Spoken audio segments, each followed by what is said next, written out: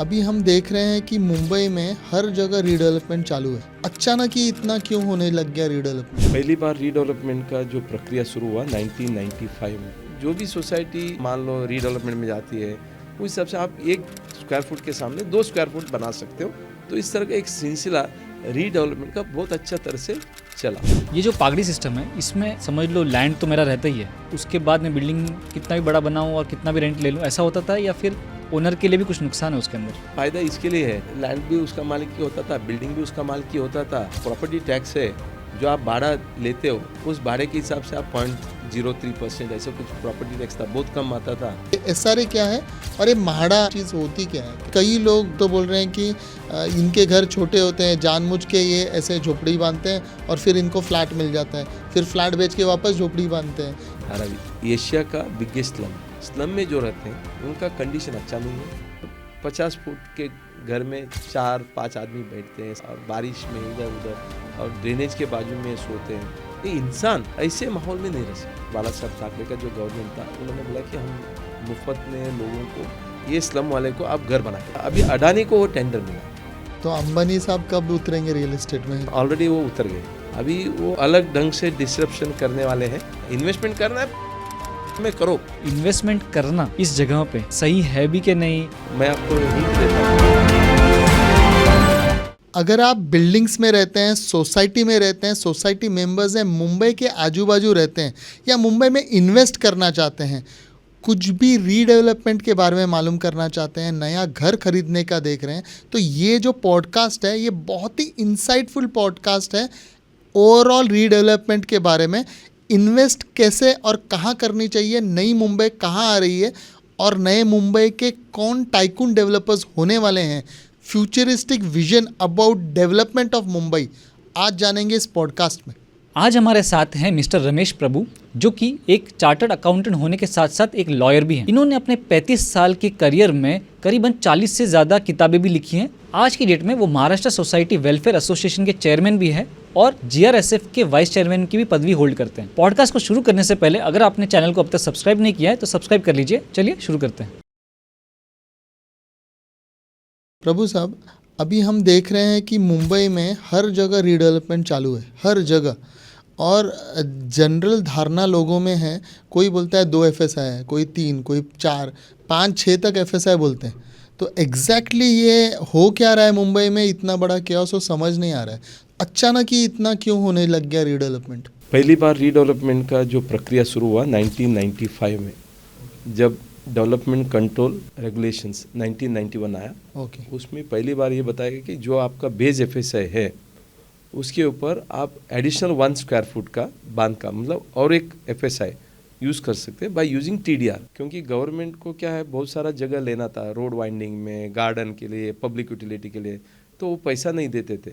वो क्या करते थे, ठीक है आपका जगह हम ले रहे हैं तो उसके ऊपर जो डेवलपमेंट राइट्स है, मतलब जो आप बांध काम करते थे 10,000 स्क्वायर फीट का मान लो उन्होंने जगह लिया गार्डन के लिए, तो 10,000 स्क्वायर फुट का पैसा नहीं दे सकते।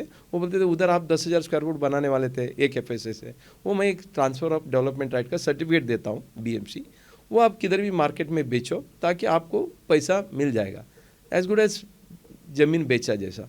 और ये खरीदने वाला तो कोई चाहिए।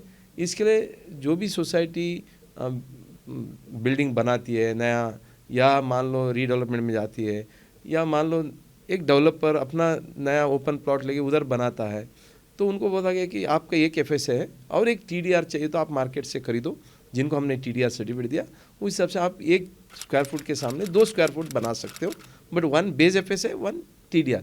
इस तरह का जो प्रक्रिया 1995 में शुरू हुआ। ये आपने TDR यानी कि ट्रांसफ़र ऑफ डेवलपमेंट राइट, इसका आपने पूरा संक्षिप्त में बता दिया, जो आपने अभी प्रक्रिया बताई है। तो ये जो ज़मीन थी वो इंडिविजुअल की थी या आप बोल रहे हैं, जैसे कि मेरी खुद की मुंबई में कहीं ज़मीन थी तो वो रोड में गई तो गवर्नमेंट ने मुझे उसको ट्रांसफ़र ऑफ डेवलपमेंट राइट करके सर्टिफिकेट दिया, लेकिन गवर्नमेंट ने उसका कब्ज़ा कर ही लिया मेरे से।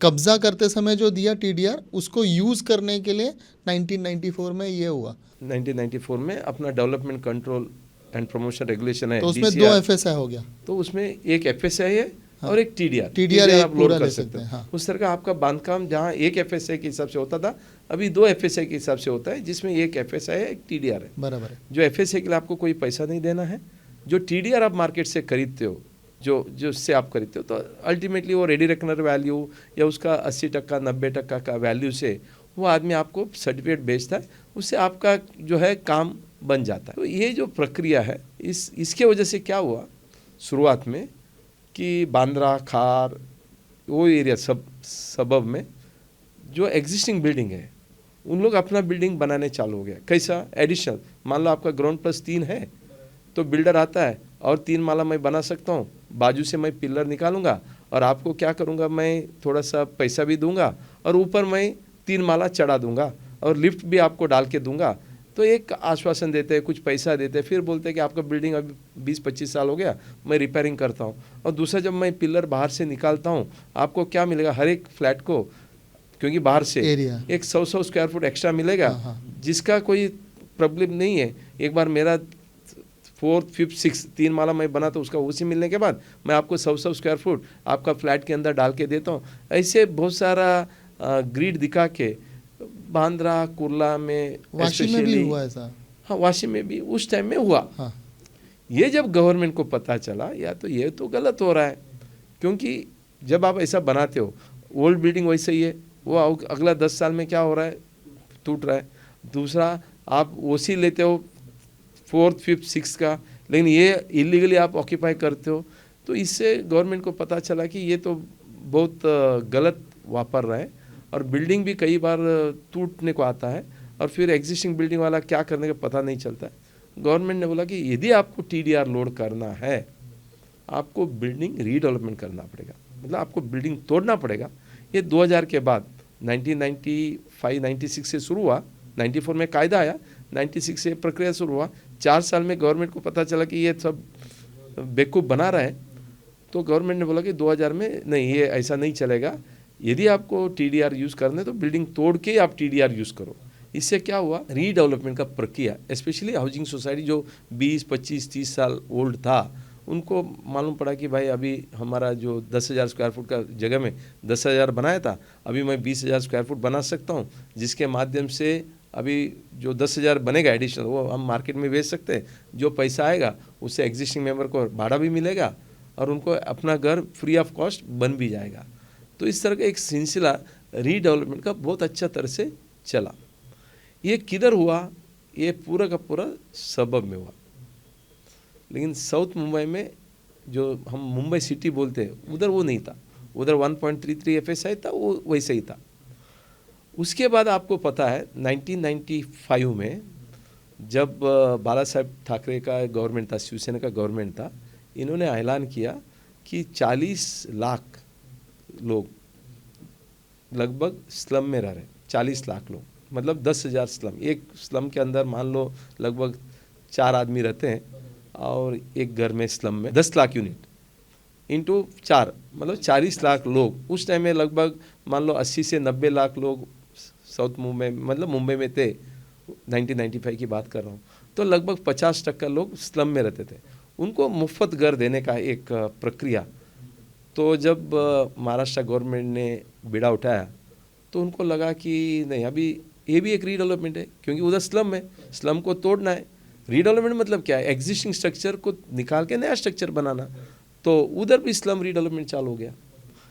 अभी साउथ मुंबई में और एक प्रक्रिया शुरू हुआ, वो है आपको पता होगा लगभग 25,000 या 26,000 बिल्डिंग जो है वो टेनेंटेड बिल्डिंग था, जिसको हम बोलते हैं पागड़ी सिस्टम।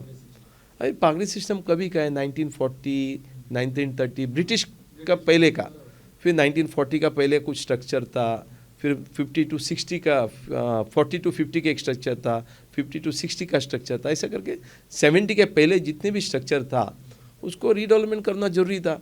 ये पागड़ी सिस्टम और टेनेंट सिस्टम एक ही चीज़ है। हाँ, वो एक ही चीज़ है। टेनेंसी, कई लोग टेनेंसी बोलते हैं, कई लोग पागड़ी बोलते हैं, कोई रेंटल बोलते हैं। ये सब सेम ही चीज़ है, पागड़ी वन एंड द सेम है। It is always one and the same. लेकिन लिव एंड लाइसेंस अलग है। हाँ, लिव एंड लाइसेंस अलग है। वो तो खैर फ्लैट ओनर का और इनसे होता है। पागड़ी सिस्टम और टेनेंट सिस्टम आप बोल रहे हो, लैंड ओनर ने बिल्डिंग बनवाया करेक्ट, और वो सबलेट करता है और उनसे रोज भाड़ा ले लेता है। बिल्कुल, रोज मतलब महीने का भाड़ा। लेकिन मेरा एक सवाल है इसमें कि ये जो सिस्टम की हम बात कर रहे हैं, ये सब रूल्स एंड रेगुलेशंस की बात कर रहे हैं, ये सिर्फ मुंबई के लिए एप्लीकेबल था या ऐसी सेम चीज़ें और ऑल ओवर इंडिया भी हो रही थी? नहीं, देखो ये टेनेंसी सिस्टम है ना, पागड़ी सिस्टम, टेनेंसी, ये अक्रॉस इंडिया है। देखो ज़मीन है ना, ये स्टेट गवर्नमेंट का सब्जेक्ट है। Land is a state subject. हमारा आपको पता होगा संविधान में कुछ कायदा स्टेट गवर्नमेंट कर सकता है, कुछ सेंट्रल गवर्नमेंट कर सकते हैं, कुछ जो है ना दोनों गवर्नमेंट कर सकता है।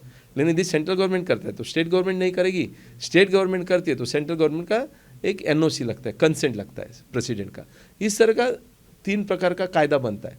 ये जो टेनेंसी है ना, ये ज़मीन से संबंधित है, बिल्डिंग से संबंधित है, वो स्टेट गवर्नमेंट को करना है। तो अलग अलग स्टेट गवर्नमेंट अपना अपना कायदा, ब्रिटिश के पहले से था रेंटल सिस्टम, नया नहीं है वो।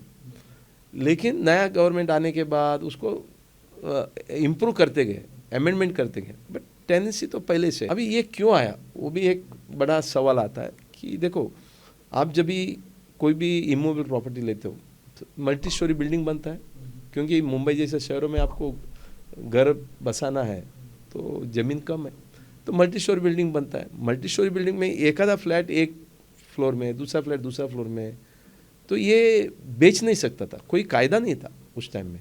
अभी कायदा नहीं तो क्या करेंगे, तो ज़मीन मालिक को बोला आप पूरा बिल्डिंग बनाओ, आप ज़मीन का ओनर और बिल्डिंग का भी ओनर आप हो, तो जो भाड़ोतरी को रखो, मतलब टेनेंसी में दे दो। इस तरह का टेनेंसी का सिस्टम उस टाइम में से था। तो क्योंकि आप ओनरशिप में फ्लैट नहीं ले सकते थे, उस टाइम में कायदा ही नहीं था। ओनरशिप फ्लैट एक्ट कब आया? 1963 में आया। महाराष्ट्र ओनरशिप फ्लैट एक्ट 1963 में आया, उसके पहले सब टेनेंसी था। लेकिन उसके बाद भी लोग टेनेंसी बिल्डिंग पागड़ी का बना ही रहे थे।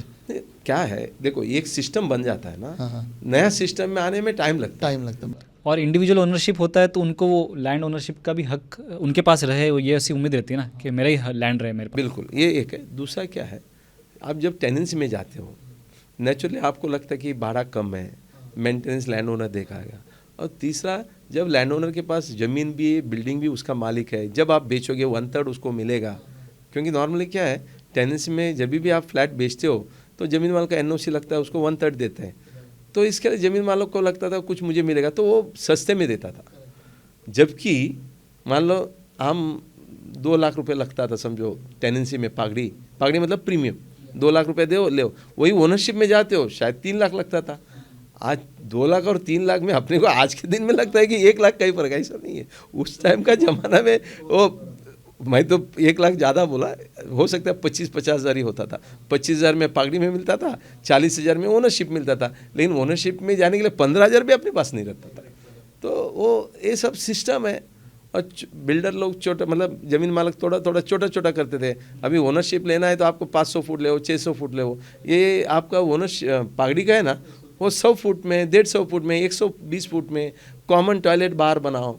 क्योंकि क्या है, अल्टीमेटली आपको रहने का जगह चाहिए। वो झोपड़े का उस टाइम में तो था ही नहीं, ये झोपड़ा जो है वो बाद में आया। स्लम जो है ना, वो लगभग मान लो एक 80 के बाद आया, 80-90 के बाद स्लम आया। ये जो पागड़ी सिस्टम है, इसमें एक्चुअली ओनर का फ़ायदा था क्या कि समझ लो लैंड तो मेरा रहता ही है, लेकिन मुझे प्रॉपर्टी टैक्स भी मेरे लैंड पे ही भरना है, और उसके बाद मैं बिल्डिंग कितना भी बड़ा बनाऊँ और कितना भी रेंट ले लूँ, ऐसा होता था? या फिर ओनर के लिए भी कुछ नुकसान है उसके अंदर? नहीं, नुकसान तो कुछ नहीं है। वो लैंड भी उसका मालिक की होता था, बिल्डिंग भी उसका मालिक की होता था। और जो प्रॉपर्टी टैक्स है, जो आप भाड़ा लेते हो, उस भाड़े के हिसाब से आपको कुछ परसेंटेज 0.03% ऐसा कुछ प्रॉपर्टी टैक्स था, बहुत कम आता था। और उल्टा फ़ायदा इसके लिए है, साल में 1-2 लोगों ने भी ट्रांसफ़र करके लिया, उनको ट्रांसफ़र फीस मिलता था। एक तरह से बिजनेस मॉडल था तब। हाँ, एग्जैक्टली। रिटायरमेंट में आराम से कहीं ना कहीं बीच में से अचानक ही आता था। मतलब पैसा समझो, पूरे गिरगांव में सब छोटे छोटे चाल वैसे ही हैं जो अभी रीडेवलपमेंट हो रहा है, गिरगांव, साउथ मुंबई, सब जगह। और मल्टी स्टोरी इनफैक्ट है, 4-5 स्टोरीज है, एक कॉमन टॉयलेट है, और सब लोग 200 स्क्वायर फीट के रूम्स में रहते हैं। 200, 150, हाँ, 50, 200 पूरा, इवन 50 में भी लोग रहते हैं, 50-60 फुट में भी लेकिन लोग क्या रहते इसमें गवर्नमेंट का नुकसान था क्या? क्योंकि प्रॉपर्टी अभी, क्योंकि हर एक फ्लैट जब ओनरशिप पे बेचा जाता है आज की डेट में, तो सब पे इंडिविजुअल प्रॉपर्टी टैक्स लिया जाता है, और वो अच्छा अमाउंट होता है। स्टैम्प ड्यूटी में ना, हाँ, स्टैम्प ड्यूटी मिलते हैं रजिस्ट्रेशन में। तो गवर्नमेंट ने जानबूझकर पगड़ी सिस्टम हटाना चाहा क्योंकि उनका नुकसान हो रहा था इसमें। नहीं, वैसा नहीं है। इसका हिस्ट्री ऐसा है कि जब आप पगड़ी में लेते हो वो तो अच्छा चलता था, बट क्या होता है कि जब आपको पता है कि मेरा ये मोनोपोली चलता है तो लैंड ओनर है ना बहुत दादागिरी करने लग गए कि जहाँ 1/3 लेना है उधर 50% लेंगे ट्रांसफ़र करते टाइम। दूसरा आपको बोलेंगे कि भाई आपको रिपेयरिंग करना है तो मुझे इतना पैसा दे दो। तो भाड़ा मान लो 10 रुपये पर मंथ उस टाइम में लेते थे, फिर अचानक वो 100 करेंगे 200 करेंगे। तो इस तरह का मनमानी जो है ना लैंड ओनर का होता था। दूसरा क्या है कि जब ये सब कोर्ट कचहरी में गया 1940 में, ये मैटर कोर्ट में गया तो कोर्ट ने बोला कि नहीं भाड़ा तुम ऐसा बढ़ा नहीं सकते हो, ज़्यादा से ज़्यादा आप भाड़ा 4% बढ़ाओ। तो स्टैंडर्ड रेंट जिसको हम बोलते हैं स्टैंडर्ड रेंट आ गया, फ्रोजिंग मतलब आप भाड़ा बढ़ा नहीं सकते हो, स्टैंडर्ड रेंट आ गया। तो इसके लिए क्या हुआ, तो ज़मीन मालक ने रिपेयरिंग करने छोड़ दिया, बिल्डिंग बहुत डिलैपिडेटेड होने लग गया। कहने का तात्पर्य ये है बिल्डर ज़मीन मालक या लैंड ओनर है ना वो बहुत मनमानी करते थे, तो इसके लिए उनको आम आदमी को तकलीफ होता था। तो हाई कोर्ट ने बोला कि नहीं आप भाड़ा ऐसा बढ़ा नहीं सकते हो, आप ज़्यादा से ज़्यादा 4% साल का बढ़ा सकते हो। इसके लिए फिर थोड़ा कम होते गया। दूसरा ये मनमानी जो है आम आदमी सहन नहीं सकता था। तो एक कम्युनिटी है वो है नॉर्थ कैनरा का, एक डिस्ट्रिक्ट है कर्नाटक में नॉर्थ कैनरा, उधर एक कम्युनिटी है जीएसबी, NKGSB बैंक सुना होगा आप। नॉर्थ कैनरा का एक GSB कम्युनिटी है। उन्होंने क्या सोचा कि जॉइंट फैमिली मान लो ground floor, first floor, second floor, third floor बना के रह सकते हैं, क्यों नहीं कम्युनिटी का लोग इकट्ठा आवे, एक हाउसिंग सोसाइटी बनाए और फिर हाउसिंग सोसाइटी ज़मीन अपने नाम से लेगा, फिर लोगों को फ्लैट दिया जाएगा, फिर हर एक को फ्लैट मिल जाएगा। तो उससे क्या होगा, टेनेंसी नहीं होगा, हम ही लोग मेंटेन करेंगे। ये एक ओनरशिप का कॉन्सेप्ट जो है ना 1915 में आया। पहला कोऑपरेटिव हाउसिंग सोसाइटी जिसका नाम है Saraswat cooperative housing society Girgaon में आज भी है। 1915 का हाउसिंग सोसाइटी आज कितना है 2025 है, 110 साल हो गया, आज वो बिल्डिंग खड़ी है। सेंटिनरी भी उन्होंने सेलिब्रेट किया 2015 में, सेम बिल्डिंग आज भी सेम बिल्डिंग खड़ी है। कहने का तात्पर्य कि एक ओनरशिप का जो कॉन्सेप्ट जब आया उसके बाद वो कम्युनिटी को ऐसा लगा कि हम सांताक्रूज में करते हैं, हम खार में करते हैं, जोगेश्वरी में करते हैं, अलग अलग जगह में ये सारस्वत कम्युनिटी जो है उन्होंने घर बनाने लग गए। फिर ये बैंक वाले को पता चला, बैंक का सोसाइटी बन गया। फिर आपको पता है Indian Airlines, Siemens, income tax employees, BMC employees, हर इंस्टीट्यूशन का एम्प्लॉयर के पास जाने का, 80% लोन लेने का, 20% PF से डालने का, ज़मीन लेने का, सोसाइटी बनाने का और अपना बिल्डिंग बनाने का। ये जो प्रक्रिया जिस तरह से हो रहा था ना, तो वो एक प्रगति हुआ। तभी गवर्नमेंट को लगा कि क्यों ना बिल्डर भी क्या करने लग गए, इंडिविजुअल फ्लैट बना के बेचने लग गए। मैं सोसाइटी बना के बाद में दूंगा, पहला नहीं बाद में बना के दूंगा, आपको ज़मीन बाद में दूंगा। तो गवर्नमेंट को लगा नहीं इसको कुछ ना कुछ कायदा कानून बनना चाहिए। एक पेआब मास्टर करके एक IAS ऑफिसर, उनका नेतृत्व में एक कमेटी बनाया। उस कमेटी के हिसाब से उन्होंने बोला कि नहीं अभी महाराष्ट्र में इंडिविजुअल फ्लैट बेचना है under construction, Maharashtra ownership flat act 1963 बनाएंगे जिसका हम रेगुलेट करेंगे। बिल्डर के क्या दायित्व है, कस्टमर का क्या दायित्व है, सोसाइटी बनाना चाहिए, कन्वेंस देना चाहिए, ये पूरा उसमें नियम बनाया। इस तरह से 1963 के बाद जो है इंडिविजुअल हाउसिंग सोसाइटी आ गया, रेगुलेशन आ गया। फिर 1978 में आपको पता होगा HDFC बैंक आया। HDFC मतलब हाउसिंग डेवलपमेंट फाइनेंस कॉरपोरेशन, जो इंडिविजुअल होम लोन देने लग गए। उससे और इसका प्रगति आते गया और इवन बैंकर्स मान लो या BMC बोलो या एम्प्लॉयर बोलो, वो बोला कि तुम इंडिविजुअल लोन ले लो ना, सोसाइटी में क्यों देने का, कंसेशन क्यों देने का। इस तरह का अभी इंडिविजुअल बिल्डिंग बनाना, सोसाइटी बना, इस प्रक्रिया शुरू हुआ। तो मैं था, मेरा सब्जेक्ट अभी हम शुरुआत किया कि रीडेवलपमेंट। तो ये जो सेस बिल्डिंग है ना, जब बिल्डर ने बिल्डिंग देखने का रोक दिया, कर दिया, गवर्नमेंट ने इसके ऊपर कुछ सेस डाल के उसको बिल्डिंग के ऊपर देखभाल गवर्नमेंट करने लग गया माड़ा के माध्यम से। जब गवर्नमेंट माध्यम से करने लग गया कि वो बिल्डिंग भी डिलैपिडेटेड हो गया। तो 26,000 बिल्डिंग उस टाइम में था, आज लगभग 16,000 बिल्डिंग आज भी डिलैपिडेटेड है। तो 10,000 बिल्डिंग 1995 से अभी तक उन्होंने बनाया रीडेवलपमेंट हो गया, फिर भी अभी 15-16 हज़ार बिल्डिंग है। कहने का तात्पर्य हमारा ये आ गया, कौन सा बिल्डिंग आ गया, SRA का आ गया। 40,000 लोग रहते हैं, 40 लाख लोग, उसमें 10 लाख यूनिट रीडेवलपमेंट। फिर आपका प्राइवेट सोसाइटी जो 1991 का पहले का था, उनका रीडेवलपमेंट चालू हो गया क्योंकि TDR मिलने लग गए सबब में। टेनेंटेड बिल्डिंग्स साउथ मुंबई में जो 50 साल, 60 साल, 70 साल हुआ है, जिनका देखभाल नहीं हो सकते, उसका रीडेवलपमेंट चालू हो गया। तो ये जब रीडेवलपमेंट होने लग गया तो गवर्नमेंट को पता चला कि यार नहीं, अभी इसको और प्रोत्साहन करना चाहिए। तो जब डेवलपमेंट कंट्रोल प्रमोशन रेगुलेशन 2034 आया, 1991 का जो था 1994 से शुरू हुआ, वो 2014 में उसका समाप्त हो गया। हर development control and promotion regulation है ना 20 साल का रहता है, वो 2014 में ख़त्म हुआ। तो 2014 से लेके 2034 तक अगला 20 साल के लिए उन्होंने नया डेवलपमेंट कंट्रोल प्रमोशन रेगुलेशन लाया। उसमें इन्होंने क्या किया कि अलग अलग टाइप का रीडेवलपमेंट, अलग अलग नियम करके, अलग अलग इंसेंटिव, जिसको हम बोलते हैं प्रोत्साहन, रीडेवलपमेंट प्रोत्साहन करने के लिए नया development control and promotion regulation 2034 लाया। इसकी वजह से माडा में ज़्यादा FSI है, सेस बिल्डिंग में है, टेनेंट बिल्डिंग के लिए, प्राइवेट सोसाइटी के लिए है, माडा बिल्डिंग के लिए, कलेक्टर लैंड के लिए है, इसलिए BMC के FSI लैंड अलग के अलग लिए। है, 1 2 3 समझ नहीं आता है। हाँ, तो बहुत कुछ अलग अलग टेक्निकली समझना पड़ेगा किसी आर्किटेक्ट थ्रू। अब नहीं, देखो क्या है, डेवलपमेंट जब होती है ना, वो आपका किस तरह का बिल्डिंग है और किस तरह का ज़मीन है, ये दोनों मद्देनज़र में रख के आपको अलग अलग FSI, अलग अलग TDR, अलग अलग प्रीमियम FSI, ये सब गवर्नमेंट अपना डेवलपमेंट कंट्रोल प्रमोशन रेगुलेशन, जिसको हम बोलते हैं रेगुलेशन नंबर 33, उसमें दिया है। अभी ये टेक्निकल सब्जेक्ट है, आपको आम आदमी तो समझेगा नहीं, लेकिन इतना ज़रूर है कि माड़ा का है तो आपको पता है ज़्यादा FSI है, और प्राइवेट सोसाइटी है तो उसका थोड़ा कम है, और SR है तो ज़्यादा है, फिर सेस बिल्डिंग है तो ज़्यादा है, अलग अलग वो रेगुलेशन है, उस हिसाब से FSI मिलता है और बिल्डिंग बन। एक आम आदमी के लिए वैसे तो एक टर्मिनोलॉजीज काफ़ी सारे कॉमन है, लेकिन FSI और TDR एक आम आदमी को समझना है तो कैसे समझे? देखो, FSI मतलब floor space index. 10,000 square foot का आपका जगह है, उसके ऊपर एक FSI है, मतलब आप 10,000 स्क्वायर फुट का बांधकाम कर सकते हो। लोग पूछते हैं भाई कितना बिल्डिंग फ्लोर का बना सकते हो? भाई आपका FSI एक है, 10,000 स्क्वायर फुट बना सकते हो। 10,000 बनाना है तो ग्राउंड एंड फर्स्ट फ्लोर बनाते हो तो आपका प्लेट क्या है, 5,000, प्लिंथ जो है 5,000 स्क्वायर फुट का है, 5,000 और 5,000 फुट, 10,000 वापरना है, 2 ग्राउंड प्लस हो गया, ground plus first floor.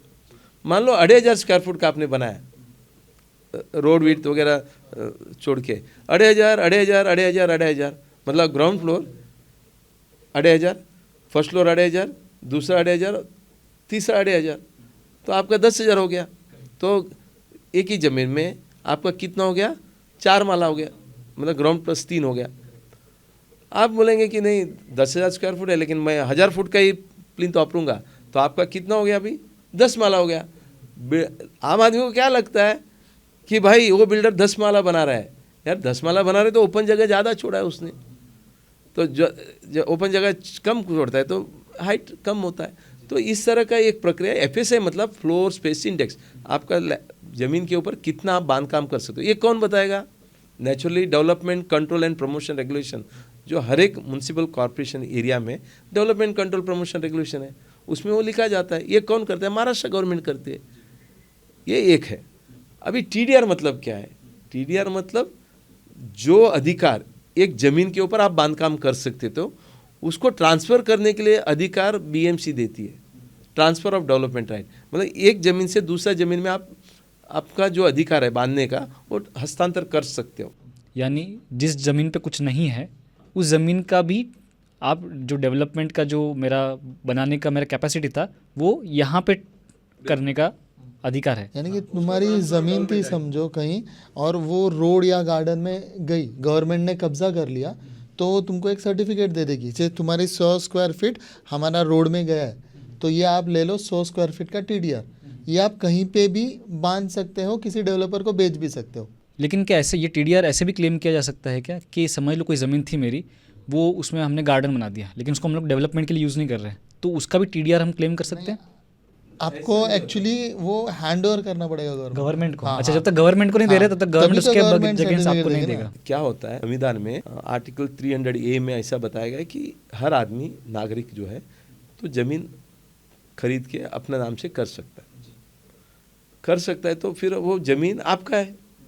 Government को यदि लेना है, अभी गवर्नमेंट को क्यों लगता है, एक तो रोड वाइंडिंग को लगता है, दूसरा मेट्रो स्टेशन करने में लगता है, रेलवे स्टेशन करने लगता है, तो इंफ्रास्ट्रक्चर को लगता है। आपको BST डिपो बनाना है, मेडिकल हॉस्पिटल बनाना है, या आपको स्कूल बनाना है, गार्डन बनाना है, प्लेग्राउंड बनाना है, आपको स्टेडियम बनाना है, तो पब्लिक सेवा के लिए पुलिस स्टेशन बनाना है, तो आपको तो जगह तो लगेगा ना। अभी ये जगह आपको चाहिए, प्राइवेट आदमी से आप लेने को जाओगे तो बोलेगा पैसा दो।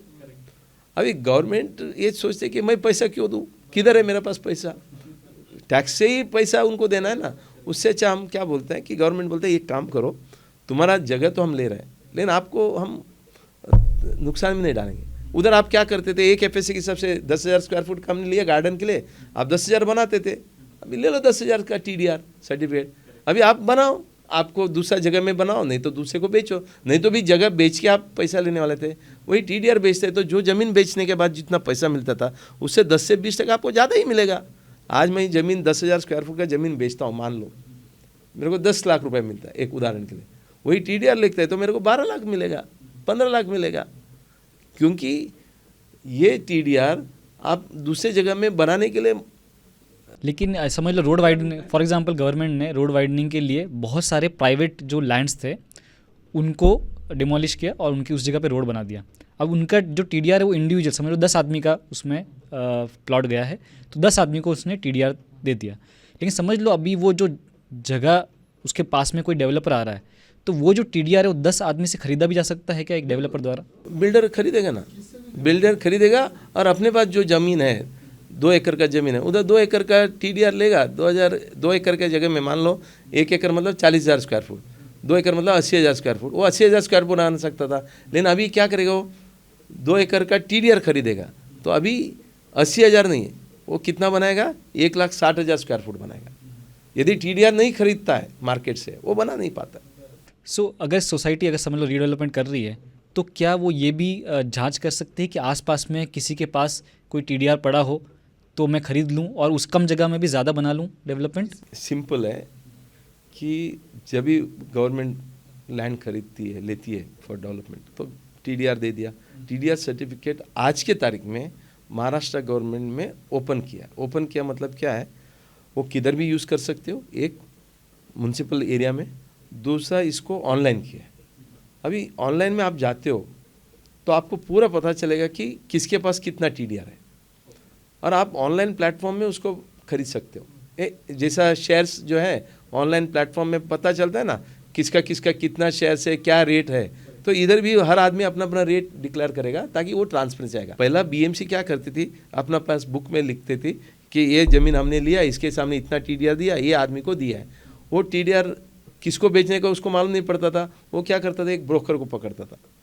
जैसा ब्रोकर नॉर्मली रहता है ना, एजेंट, तो लैंड खरीदने वाला बेचने वाला, उसको बोलते थे मेरे पास इतना TDR है, कोई बिल्डर को चाहिए तो बताओ। फिर वो बिल्डर ब्रोकर को मिलता था, ब्रोकर उस ज़मीन मालिक को मिलता, इस तरह से ब्रोकरेज वगैरह बहुत होता था। आज वो सब ट्रांसपेरेंसी करने के लिए महाराष्ट्र गवर्नमेंट ने एक TDR पॉलिसी निकाला है, जो TDR अभी ऑनलाइन में मिल सकता है, आपको पूरा इन्फॉर्मेशन। वो कौन सा वेबसाइट है? तो TDR महाराष्ट्र गवर्नमेंट का TDR वेबसाइट है जो BMC ने क्रिएट किया, BMC में, और SBI के मार्फत, SBI state bank of India का मार्फत ये होता है। तो आप TDR.org करेंगे ना, शायद मिल जाएगा। लेकिन एक मेरे इसमें सवाल है कि TDR आपने कहा कि लोकेशन बेस नहीं रहा, मतलब कहीं से भी आप TDR खरीद सकते हो, लेकिन कितना दूर से, मतलब पूरे महाराष्ट्र से तो नहीं खरीद सकते? नहीं, महाराष्ट्र में नहीं, उस म्यूनसिपल कॉरपोरेशन, अभी महाराष्ट्र पहला क्या था कि आप TDR लेते तो अमुक जगह में यूज़ कर सकते थे, उसी वार्ड में यूज़ कर सकते। अभी ऐसा नहीं है, अक्का मुंबई में किधर भी आप कोई भी TDR लेके वापर सकते हो। दहीसर का TDR कोलाबा में डालो, कोलाबा का TDR चाहिए तो बांद्रा में डालो, बांद्रा का TDR आप मुलुंड में डालो, किधर भी डालो। और इस TDR की वेबसाइट पे जाके हम पूरे म्यूनसिपल कॉर्पोरेशन में कितना है सब खरीद सकते हैं? बिल्कुल बिल्कुल, ये बहुत बड़ा एक सुविधा है। तो ये जब हुआ, 1 स्क्वायर फुट के सामने 1 ही FSI था, अभी 2 FSI हो गया, ये रीडेवलपमेंट के लिए एक प्रोत्साहन हो गया। तो बिल्डिंग जब, और दूसरा क्या है, आपने सही पूछा कि ये रीडेवलपमेंट का दौरा क्यों चल रहा है। इसके लिए चल रहा है कि एक जिसको हम बोलते हैं ना, एक वेव आता है, एक ट्रेंड आता है। अभी ये ट्रेंड आ गया कि ओल्ड बिल्डिंग है, 35-40 ईयर्स हो गया, उसको रिपेयरिंग करने को जाता है तो बहुत पैसा लगता है। Why not go for redevelopment करते तो हमको भाड़ा भी मिलता है, हमको कॉर्पस भी मिलता है, हमको एक्स्ट्रा एरिया भी मिलता है। आपका जो सवाल था कि रीडेवलपमेंट ये क्या इतना दौरा क्यों चल रहा है, लोग रीडेवलपमेंट के बारे में पूरा टॉक ऑफ द टाउन क्यों हुआ, क्योंकि आज क्या हुआ है, बिल्डिंग जो 100 साल पहले हुआ था, 60 साल 50 साल 30 साल के पहले का था, वो किधर ना किधर रिपेयरिंग में आ रहा है। स्ट्रक्चरल ऑडिट करते तो वो कई बार डिलैपिडेट भी दिखता है, कई बार रिपेयर करने को बोलते हैं। जब सोसाइटी मान लो या ओल्ड टेनेंटेड बिल्डिंग बोलो, लैंड ओनर बोलो, रिपेयरिंग करने को जाते हैं तो बहुत खर्चा आता है। तो उससे अच्छा मैं रीडेवलपमेंट में जाता हूँ, क्योंकि मुझे एडिशनल FSI मिलता है, मेरे को TDR मिलता है, प्रीमियम FSI मिलता है। तो 1 स्क्वायर फुट की जगह मैं 3 बना सकता हूँ, 4 बना सकता हूँ, लोगों को बेच के मुझे प्रॉफिट मिलता है, एग्जिस्टिंग वाले को नया घर मिलता है, नया एमिनिटीज़ मिलता है, तो नया कंस्ट्रक्शन हो जाएगा और मार्केट वैल्यू भी बढ़ जाएगा। तो आजकल क्या है, पहला लिफ्ट नहीं था, अभी लिफ्ट मिल जाएगा, पार्किंग मिलेगा। ये पूरा सब देख के लोगों को एक ग्रीड मान लो या एक इच्छा जाग गया कि why not go for redevelopment. क्योंकि जब कायदा आपका सुविधा करती है, जब शासन गवर्नमेंट आपको एक फैसिलिटी देती है, आप उस तरफ ही जाओगे। तो इसके लिए विन विन सिचुएशन, गवर्नमेंट के लिए भी विन है। क्यों? उनको प्रीमियम के लिए प्रीमियम FSI बेचते तो उनको पैसा मिलेगा, स्टैम्प ड्यूटी मिलेगा, GST मिलेगा, फिर नया रोड बनाने के लिए इंफ्रास्ट्रक्चर फंड मिलेगा, और पूरी तरह से एक इकोनॉमी ड्राइव होता है। और उसमें बिल्डर को भी फ़ायदा है, हर स्टेक होल्डर को फ़ायदा है, और जैसा कि आम आदमी को भी फ़ायदा है, क्योंकि नया नया घर मिलता है, एग्जिस्टिंग वाले को भी फ़ायदा है, भाड़ा मिलता है, कॉर्पस मिलता है आपको, और बहुत सारा सुविधा है। तो it's a win win situation. इसके लिए गवर्नमेंट ने 2034 का जब DCPR आया, वो आपको बोनस, मतलब रीडेवलपमेंट के इतना बोनस मिला, मैं आपको शेयर कर सकता हूँ। देखिए, जब 2014 में जब नया DCPR आ रहा था, तो ये फॉरेन एजेंसी को बुला के इन्होंने डेवलपमेंट प्लान बनाया, जिसमें रीडेवलपमेंट को कुछ इम्पोर्टेंस नहीं दिया था। तो नया तरीका से, क्योंकि फॉरेनर आया, उसको लगा ये ओपन लैंड है, ये है, वो है। रीडेवलपमेंट का 1991 में जो सुविधा था, वो 2034 का DCPR में नहीं आ रहा था। तो ये जब हमने एग्ज़ाम किया, क्योंकि मैं तो महाराष्ट्र सोसाइटी वेलफेयर अध्यक्ष हूँ, तो हमने देखा तो ये गलत हो रहा है, क्योंकि रीडेवलपमेंट का जो प्रक्रिया शुरू हुआ था वो किधर ना किधर स्टॉप हो रहा है। तो हमने आज़ाद मैदान में जाके अनशन किया। एक दिन का जब अनशन किया तो फिर गवर्नमेंट ने सुना, तो फिर उस फॉरेन एजेंसी को निकाल दिया। कौन सी थी फॉरेन एजेंसी? मुझे ध्यान में नहीं आ रहा है ना, बट यस, उस टाइम में सीताराम कुंटे साहब BMC कमिश्नर थे। उनका अध्यक्ष के अंदर फॉरेन एजेंसी को लाके, कि बहुत बड़ा एम्बिशियस प्लान था, और शायद प्लान भी अच्छा ही होगा। 2034 का प्लान वो फॉरेन एजेंसी ने किया तो बहुत अच्छा ही होगा, लेकिन उनको इधर का हकीकत मालूम नहीं था। तो इसके लिए गवर्नमेंट के ऊपर इतना दबाव आया, forget about our NGO, developer वाला भी उनके ऊपर भड़क उठे, फिर आम आदमी भी भड़क हुए, क्योंकि रीडेवलपमेंट का कोई बात ही नहीं हो रहा है। उसको बोलता है ट्रांसपोर्ट ओरिएंटेड डेवलपमेंट, जो USA में होता है, UK में होता है, यूरोप में होता है। तो ये ट्रांसपोर्ट ओरिएंटेड उधर का प्लान हिंदुस्तान में, मुंबई में लाने वाले थे। वो लोगों को पता मतलब अच्छा नहीं लगा। अभी ट्रांसपोर्ट ओरिएंटेड डेवलपमेंट मतलब क्या है? ट्रांसपोर्ट ओरिएंटेड डेवलपमेंट, इसका मतलब ये है, जहाँ जहाँ आपका रेलवे स्टेशन है, जहाँ बस डिपो है, जहाँ पब्लिक एक्सेस है, उधर आपको ज़्यादा FSI, क्योंकि आपको स्टेशन के नज़दीक। और जहाँ आप दूर है, मतलब 2 मीटर 3 मीटर 10 मीटर अंदर है, तो उधर FSI कम, उधर 2 FSI ही है। ट्रांसपोर्ट ओरिएंटेड में रेलवे स्टेशन बस डिपो के पास 5 FSI। ये तो गलत हो रहा है ना। मतलब स्टेशन के पास ऑलरेडी है, उनका भाव बढ़ गया, तो आप बोलते हैं उधर ज़्यादा बनाओ, टावर बनाओ। और हमने क्या गुनाह किया? और मुंबई जो है ना, ऑलरेडी छोटा है, और already everywhere it is develop, everywhere there is a bus depot, there is everything. तो ये सब गलत हो रहा था, तो लोगों को समझ में नहीं आ रहा था।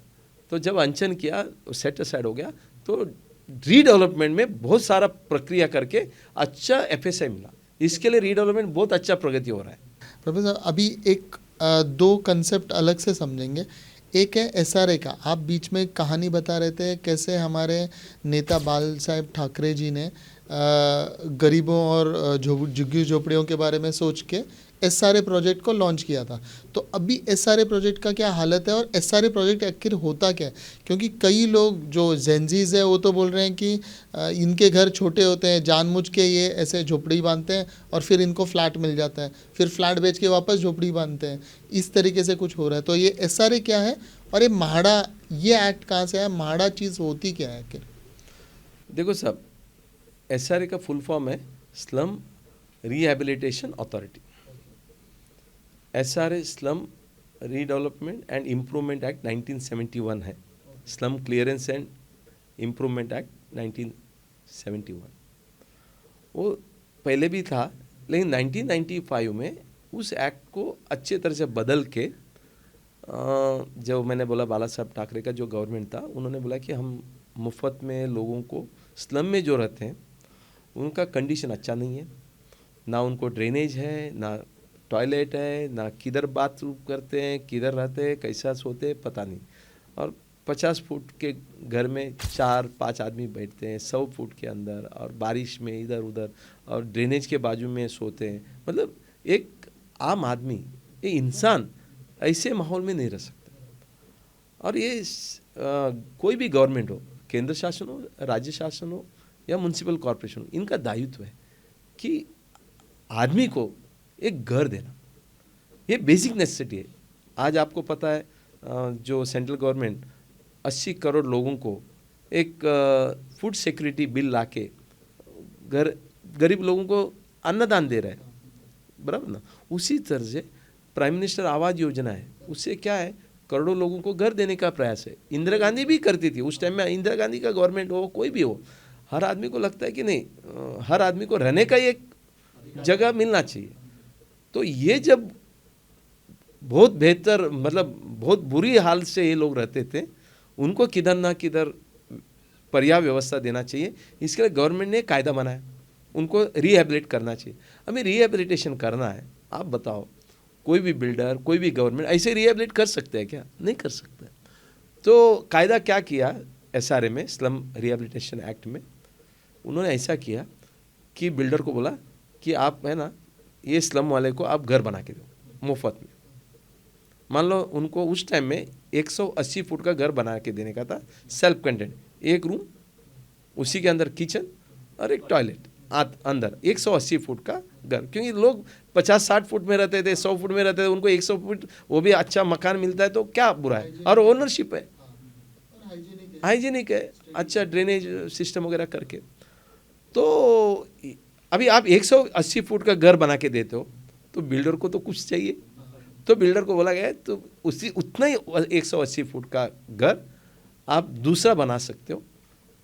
एक एफएसआई आप उनको बना के दिया, उसी एक एफएसआई का आप दूसरा घर बनाओ, बिल्डिंग बनाओ उसी ज़मीन में, और वो बेचो। किधर बेचो? पब्लिक को। पब्लिक को आप बेचोगे, आपको पैसा मिलेगा, वो पैसे इनको गरीब आदमी को घर बना के दो ताकि उनको फ्री में घर मिलेगा। आप जो मान लो एक उदाहरण के लिए एक ज़मीन है, उसके ऊपर आपका 100 स्लम है, बराबर 100 स्लम है, तो एक स्लम का कितना है? 180। तो 100 स्लम हुए तो कितना हो गया? 180 इंटू 100 मतलब 18,000 स्क्वायर फीट। 18,000 स्क्वायर फुट का आपने क्या किया? स्लम वाले को एक बिल्डिंग बना के दिया, 180 इंटू 100 स्क्वायर फुट का, ठीक है। तो वो हो गया। उसके बाद आपने क्या किया कि 18,000 स्क्वायर फुट का दूसरा बिल्डिंग बनाया, जिसको हम बोलते हैं सेल बिल्डिंग। वही एसआरए प्लान पास करते हैं, और वो आपने 180 फुट का नहीं बनाया, 360 फुट का बनाया, या 2 फ्लैट का 1 फ्लैट बनाया, ताकि सेल वाले क्या है, 1 बेडरूम का फ्लैट चाहिए उनको या 2 बेडरूम का फ्लैट चाहिए, वो अलग ही वही ज़मीन में स्लम निकाल दिया, एक टावर बनाया स्लम वाले के लिए, दूसरा टावर बनाया, बेचा, वो पैसा आया। तो ये और दोनों पैरेलली अप्रूवल देते थे, और इस तरह से स्लम वाले को मुफ्त में घर देने का प्लान गवर्नमेंट ने तो कर दिया। इसके बाद है ना, ये स्लम जो डेवलपमेंट है ये पूरा पूरा स्कैम में चला गया।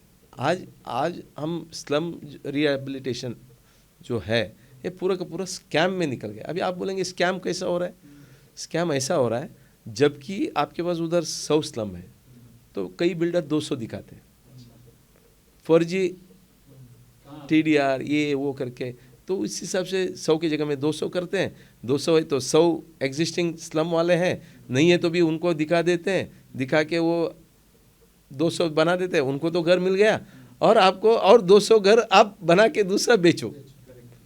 दूसरा क्या हुआ, स्लम में उधर का लोकल पॉलिटिशियन, कॉरपोरेटर बोलो, MLA बोलो, MP बोलो, तो उनको लगा यार ये तो अच्छा है, वोट बैंक है, लोगों को बोलेगा कि आप बनाओ, अपने ही आदमी को बोलने का ये गवर्नमेंट लैंड है, उधर स्लम जैसा बनाओ, लोगों को 5 लाख में 3 लाख में झोपड़ा बेचो, और झोपड़े से पैसा ले लेते हैं, पहला ले लिया, 2 साल 5 साल के बाद उसको स्लम करके डिक्लेयर करो, और जैसे ही स्लम करके डिक्लेयर किया तो उधर बिल्डिंग खड़ा हो गया। जगह किसका है? पब्लिक का है, गवर्नमेंट का है, BMC का है, गवर्नमेंट का है ना, समझ गया? हाँ, बन रहा है, आज भी बन रहा है। मतलब कहने का तात्पर्य है उधर है ना, तो लोग लोकल पॉलिटिशियन के माध्यम से, अथॉरिटी के माध्यम से स्लम भी बनने लग गए। तो इस तरह से जहाँ उस टाइम में 10 लाख था स्लम, आज 15 से 16 लाख स्लम हो गया। वही ना, 1995 में कानून आने के बाद स्लम बढ़ा कैसे है सर? ऐसे बढ़ गया ना। अच्छा, हर बार वही बोलते सर्वे करते ये करते। अच्छा, दूसरा क्या हुआ कि स्लम वाले तो वोट बैंक है और उनको उधर लोकल पॉलिटिशियन बोलने का, देखो अभी आप ना 180 है ना, मैं इसको क्या करूँगा 225 करूँगा, तो फिर 225। पहला क्या था 1995 वाले को स्लम देने का, उन्होंने बोला कि नहीं 1995 नहीं, 2000 तक करेंगे। 2000 तक जो भी है, मतलब एडिशनल स्लम आया उनको भी 2000 तक किया। उसके बाद 180 था, 225 किया। 225 भी अच्छा नहीं लगा, ठीक है और बढ़ा के करते हैं, 280 करते हैं। 225 का फिर 280 किया, 280 का फिर 300 किया, 300 का 315 स्क्वायर फुट है, ये स्क्वायर फुट बढ़ाते गए। अच्छा, टाइमलाइन भी बढ़ाते गए। पहला 1995 था, फिर 2001 आ गया, 1 जनवरी 2000 का तक का जितने भी है आप प्रूफ दे दो, हो गया। उसके बाद 2011 तक आया अभी। तो कहने का तात्पर्य, आप जितना स्लम में रहने को जाते हो उतना आपके लिए बेनिफिट है। तो इस तरह का थोड़ा सा गलत व्यवहार हो रहा है, बट आज भी हो रहा है। अच्छा, मुंबई में स्लम बात हो रही है, अभी पूना में हो रहा है, थाना में हो रहा है, पालघर में हो रहा है, नासिक में हो रहा है, नागपुर में हो रहा है, हर जगह में स्लम एक्ट आ गया। SRA एक्ट आ गया तो सब जगह फ्री में घर मिल रहा है ना लोगों को। कहने का और तात्पर्य ये विन विन सिचुएशन है पॉलिटिशियन के लिए, लोकल्स के लिए और डेवलपर के लिए, सबके लिए। लेकिन घाटे का सौदा तो उनके लिए जो मेहनत करके आप जो है वो पैसा करके जमा करके घर खरीद रहे हो। मिडिल क्लास आदमी, मिडिल क्लास आदमी जो घाटे में जा रहा है ना, जिसे मालूम भी नहीं है और जो स्लम में नहीं जाए। आइडिया जो है ना नेक है, मैं आपको बताता हूँ क्यों नेक है। सही आइडिया है। देखो आप और हम, क्या हम वो जाके स्लम में रहेंगे? नहीं रहेंगे। हम क्यों स्लम में रहते हैं? जो UP से है, बिहार से है या मुंबई से बाहर से जो नौकरी करने के लिए मुंबई में आता है, उसको नौकरी मिलता है 10,000 15,000 का, वो भाड़े में जाने को जाता है तो भाड़े का जगह मिलता नहीं है। अभी वो क्या करेगा? वो बोलेगा इधर उधर से पैसा लेके आएगा, ज़मीन बेचेगा, इधर 5 लाख रुपया 10 लाख रुपया एक का कॉरपोरेटर या जो भी उधर का लोकल स्लम लॉर्ड है उसको देगा, स्लम झोपड़ा लेगा, झोपड़ा लेके उधर रहेगा। रहने से वो भी आजकल क्या है, वो स्लम कोई लेता है दूसरा भाड़े में देता है, उधर 3,000 4,000 5,000 में अंधेरी जैसे जगह में भी स्लम में आपको रहने को मिलता है ना। आप और हम नहीं रहेंगे, बट उनका मजबूरी है। नहीं, लेकिन ऐसे तो मोटिवेशन हमेशा बाहर के लोगों को, जो भी लोग माइग्रेट कर रहे हैं मुंबई में, ये तो मोटिवेशन रहेगा ना, अरे चले जाते हैं क्योंकि कहीं ना कहीं स्लम बना के रह लेंगे और एक दिन घर मिल जाएगा। एकदम सही है, एकदम सही है।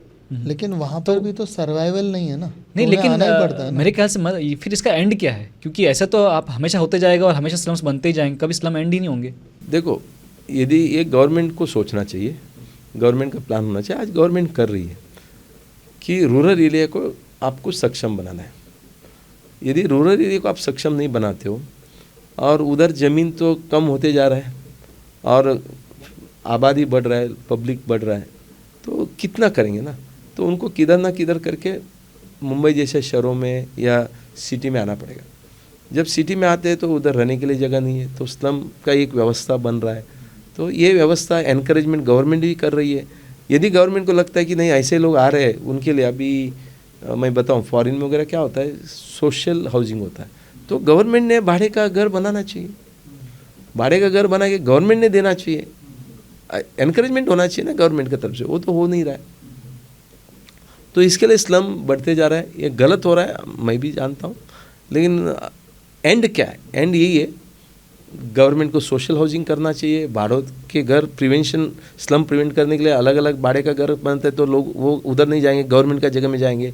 दूसरा, आपको जो सिटी है, सिटी के बाहर जाके डेवलपमेंट करना चाहिए, उधर आजकल इंटरनेट ये वो सब आ रहा है, तो हो सकता है आने वाले दिनों में वो कम होगा। प्रभु साहब, अभी मैं जानना चाहूँगा, सबसे बड़ा स्लम आज के तारीख में धारावी है, जिसका रीडेवलपमेंट का बहुत चर्चा है हर जगह, जो अदानी ग्रुप जो कर रहा है, तो उसके बारे में आप थोड़ा सा हमें एनलाइटन कीजिए कि क्या स्टेज है उसका, और उसमें कौन कौन एलिजिबल है जिनको मिलने वाला है और क्या मिलने वाला है। ऐसे सुनने में आया कि फर्स्ट फ्लोर जो स्लम है उनको भी अच्छा भाड़ा या अच्छा जगह मिलने वाला है, और एग्जैक्टली धारावी का प्लान क्या है?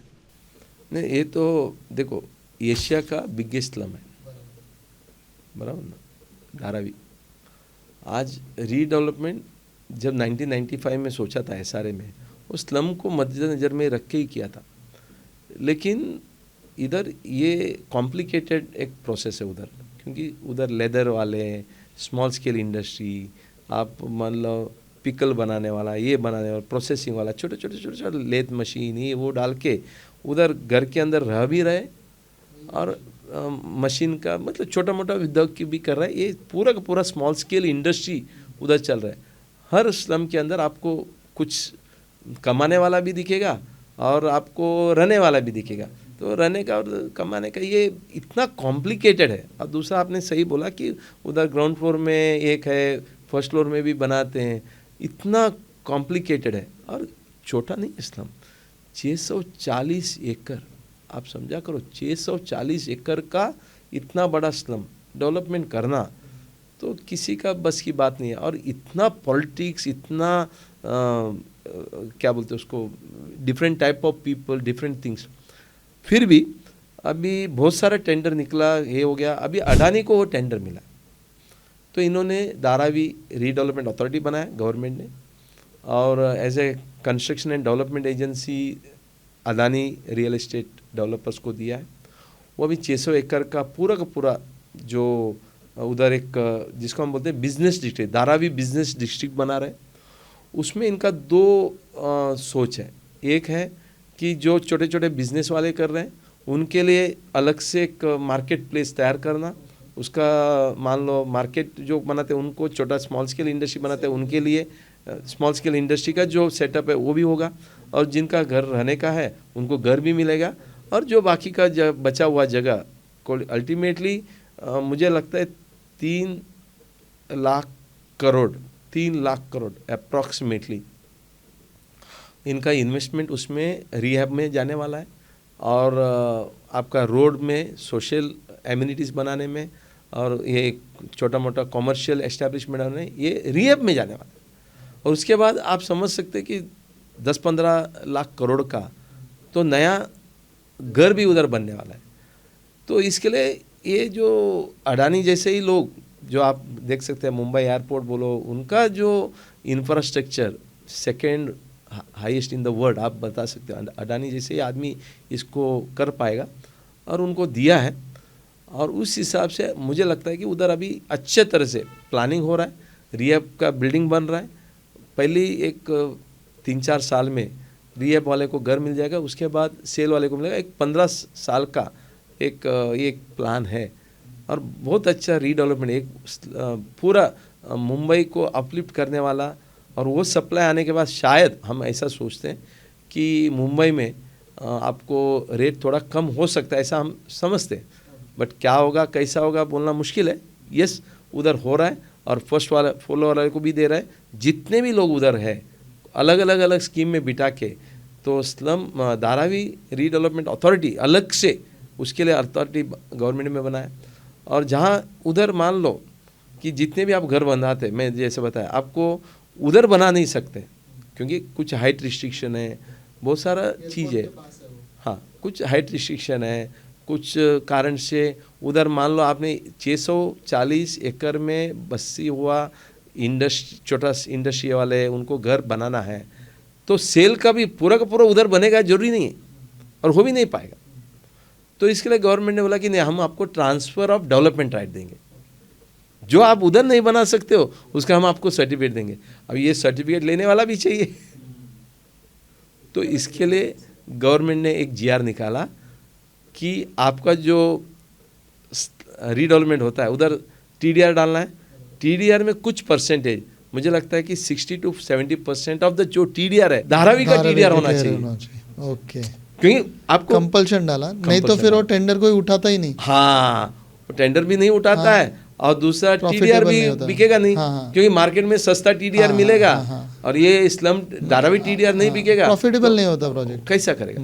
तो इसके लिए उन्होंने डाला और उसका रेट भी डाला कि जो रेडी रेकनर वैल्यू है उससे 90% का नीचे होना चाहिए। मान लो रेडी रेकनर रेट उस एरिया में 5,000 है, तो 90% मतलब 4,500 का नीचे होना चाहिए। बराबर है। तो इस तरह का एक प्रावधान डाल के, तो इसको अभी अडानी टीडीआर करके लोग बोलते हैं, करते हैं, बट अल्टीमेटली ये गवर्नमेंट का स्कीम है। गवर्नमेंट ने टेंडर, ओपन टेंडर निकाला था, अडानी उसको कैप्चर किया। उस हिसाब से मुझे लगता है आने वाला 10 से 15 साल के अंदर एक बहुत बड़ा डेवलपमेंट आपको धारावी में। क्या आपको लगता है प्रभु साहब, इस डेवलपमेंट के बाद number 1 developer in Asia Adani हो जाएंगे? क्योंकि अभी तक तो उनका कुछ ही डेवलपमेंट हम देखते हैं इन फ्रंट ऑफ हिरानंदानी या लोधास के सामने, जितना अडानी का देखते हैं उतना नाम भी नहीं सुन रहे हम। तो इस प्रोजेक्ट के बाद क्या एक लैंडमार्क उनको कोई टच नहीं कर पाएगा? नहीं, क्या है, देखो अडानी का जो आप कामकाज देखेंगे लास्ट 30 साल से जब से वो शुरू हुआ है, वो हमेशा उनका ध्यान रहा है इंफ्रास्ट्रक्चर। कोई भी फोर्ट ले लो, कोई भी एयरपोर्ट ले लो, कोई भी आप डॉक यार्ड ले लो, तो रोड कंस्ट्रक्शन, इसमें इनका मतलब स्टेडियम ये वो मतलब इंफ्रास्ट्रक्चर ही है वो। और इसके लिए वर्ल्ड का इंफ्रास्ट्रक्चर डेवलपमेंट में तो सेकेंड हाईएस्ट कंपनी है, बराबर ना। आज कुछ ज़्यादा बहुत बड़ा पोर्ट वो कर रहे हैं। रियल एस्टेट में वो गया 10 साल से आ रहा है, ऐसा नहीं कि पहले से पोर्ट में था, अभी रियल एस्टेट में आए। रियल एस्टेट में आते हो तो अभी बीकेसी में उन्होंने बनाया अडानी ने, बहुत सारा जगह में। अभी 140 एकड़ का मोतीलाल नगर माड़ा का रीडेवलपमेंट उन्होंने लिया है, 640 एकड़ का धारावी के लिया है और बहुत सारा ले रहे। तो ये अडानी जो है ना बहुत बड़ा लेवल में रियल एस्टेट में प्ले करेगा। तो अंबानी साहब कब उतरेंगे रियल एस्टेट में? जब अडानी उतरे तो वो पीछे क्यों रहेंगे? नहीं, शायद आपको ध्यान में नहीं होगा, ऑलरेडी वो उतर गए। अभी वो आपको अलग ढंग से डिस्ट्रप्शन करने वाले हैं, शायद जब बनेगा करेगा 1000 एकड़, क्योंकि वो आते हैं तो ऐसे ही आते हैं, फ़ोन का डिस्ट्रप्शन होगा, सारे कंपनियां बंद करवा दिए, तो छोटे मोटे डेवलपर को बंद करवा देंगे क्या वो? ऐसा तो नहीं होगा, लेकिन डिस्ट्रप्शन होगा। अभी डिस्ट्रप्शन मतलब क्या है, वो पूरा का पूरा सिटी बसाएंगे, 1000 स्क्वायर मीटर, 1000 एकड़, 2000 एकड़, 5000 एकड़। नहीं बम्बई जरूरत नहीं, ये बम्बई छोड़ो, मेरे पास मेरे ही बम्बई में हो। बिल्कुल, तो अंबानी बम्बई, हाँ, वो उनका ऑलरेडी काम चालू है और already Reliance model construction limited ऐसा कुछ कंपनी बनाया उन्होंने रिलायंस का, और अफोर्डेबल हाउसिंग के ऊपर उनका ध्यान है और वो बिग स्केल में शॉर्टली आने वाला है। जो मुंबई को बनने में आज 400-500 साल लगे अंग्रेज़ों के टाइम से, मतलब जो लैंड फीलिंग करके, तो अंबानी 10-15 साल में पूरी नई मुंबई कहीं बना रहे हैं, तो बता दो, लोकेशन तो बता दो, हम जल्दी इन्वेस्ट कर लेंगे। नहीं, अभी वो मैं नहीं समझता हूँ, उतना ही जानकारी मेरे पास है, बट यस वो बिग स्टार्ट हो गए, अंबानी आ गए रियल एस्टेट में, शुरुआत किया है। अभी शायद वो मार्केट स्टडी और करते होंगे, ज़मीन लेते होंगे, तो आपको मालूम पड़ेगा। जो अभी देखिए, मैं आपको हिंट देता हूँ कि महाराष्ट्र गवर्नमेंट का देवेंद्र फडणवीस सर बार बार बोल रहे हैं, आप उनका बहुत सारा इंटरव्यू सुनिए लास्ट 1 साल से, कि 3rd मुंबई और 4th मुंबई बन रहा है। शायद आपको पता होगा। 3rd सुना है, 4th नहीं सुना है। अच्छा, वेरी गुड, तो मैं आपको सुनाता हूँ। देखो, थर्ड मुंबई जो है ना, वो नैना एरिया, जो हम बोलते हैं नया एयरपोर्ट आया है नवी मुंबई में, रायगढ़ जिला, जहाँ बहुत बड़ा डेवलपमेंट हो रहा है। उधर एजुकेशनल हब आ रहा है, फॉरेन यूनिवर्सिटीज़ आ रहे हैं, और इतना डेटा सेंटर, इंफॉर्मेशन टेक्नोलॉजी, इतना डेवलपमेंट हो रहा है। तो पूरा का पूरा प्लान डेवलपमेंट सिडको का माध्यम से उधर आ रहा है। और देवेंद्र फडणवीस बार बार लोगों को बुला रहा है कि पूरा जिम्मेदार, आप आओ शहर बसाओ, आप आओ शहर बसाओ। अभी ऐसा शहर बसाने के लिए किससे, हालांकि वो नेरेडको वाले को बोल रहे हैं, क्रेडाई वाले को बोल रहे हैं, तो किधर ना किधर आप दुबई में जाके शहर बसाते हो, उधर बिल्डिंग बनाते हो, तो आप क्यों नहीं हिंदुस्तान में, मुंबई में ऐसे मैं मौका देता हूँ। थर्ड मुंबई हमको पूरी तरह से डेवलप करना है। आपको आश्चर्य होगा, आने वाला दिनों में शायद जिस तरह से मुंबई का डेवलपमेंट हो रहा है और इधर का कंजेशन बढ़ रहा है, शायद मंत्रालय या ये भी शिफ्ट हो सकता है, क्योंकि अल्टीमेटली पुणे के नज़दीक, क्योंकि अभी नहीं है, 10, 15, 20 साल से चल रहा है कि ये शिफ्ट होना चाहिए करके, क्योंकि एयरपोर्ट आ गया अभी, वो तो सेकेंड एयरपोर्ट है मुंबई का।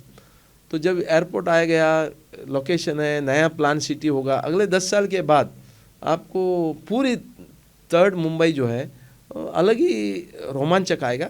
उधर शायद मैं जानता हूँ कि, या मैं समझ सकता हूँ, अंबानी उतरेगा, अडानी भी उतरेगा, ये दोनों अच्छे तरह बड़ा शहर उधर बसाएंगे। अभी चौथा मुंबई जो है, ऑलरेडी वडान पालघर में वडान करके एक बड़ा पोर्ट, एशिया का बिगेस्ट पोर्ट है, दुनिया का कुछ सेकंड या थर्ड 10 पोर्ट होगा दुनिया का, वर्ल्ड का, उसमें से ये एक होगा। और उधर पालघर को डिस्ट्रिक्ट बना दिया, डिस्ट्रिक्ट हेडक्वार्टर्स हो गया, और पूरी तरह से ट्रेन तो जा ही रहा है। अभी कोस्टल रोड भी उधर जाएगा, वसई विरार तक जाएगा, उससे पालघर तक जाएगा। उधर पूरा का पूरा बड़ा पोर्ट बन रहा है, एयरपोर्ट आ रहा है। तो इसके लिए देवेंद्र फडणवीस बार बार बोल रहे हैं कि फोर्थ मुंबई भी हम बनाना चाहते हैं। उधर भी लैंड पार्सल बहुत लैंड पार्सल है।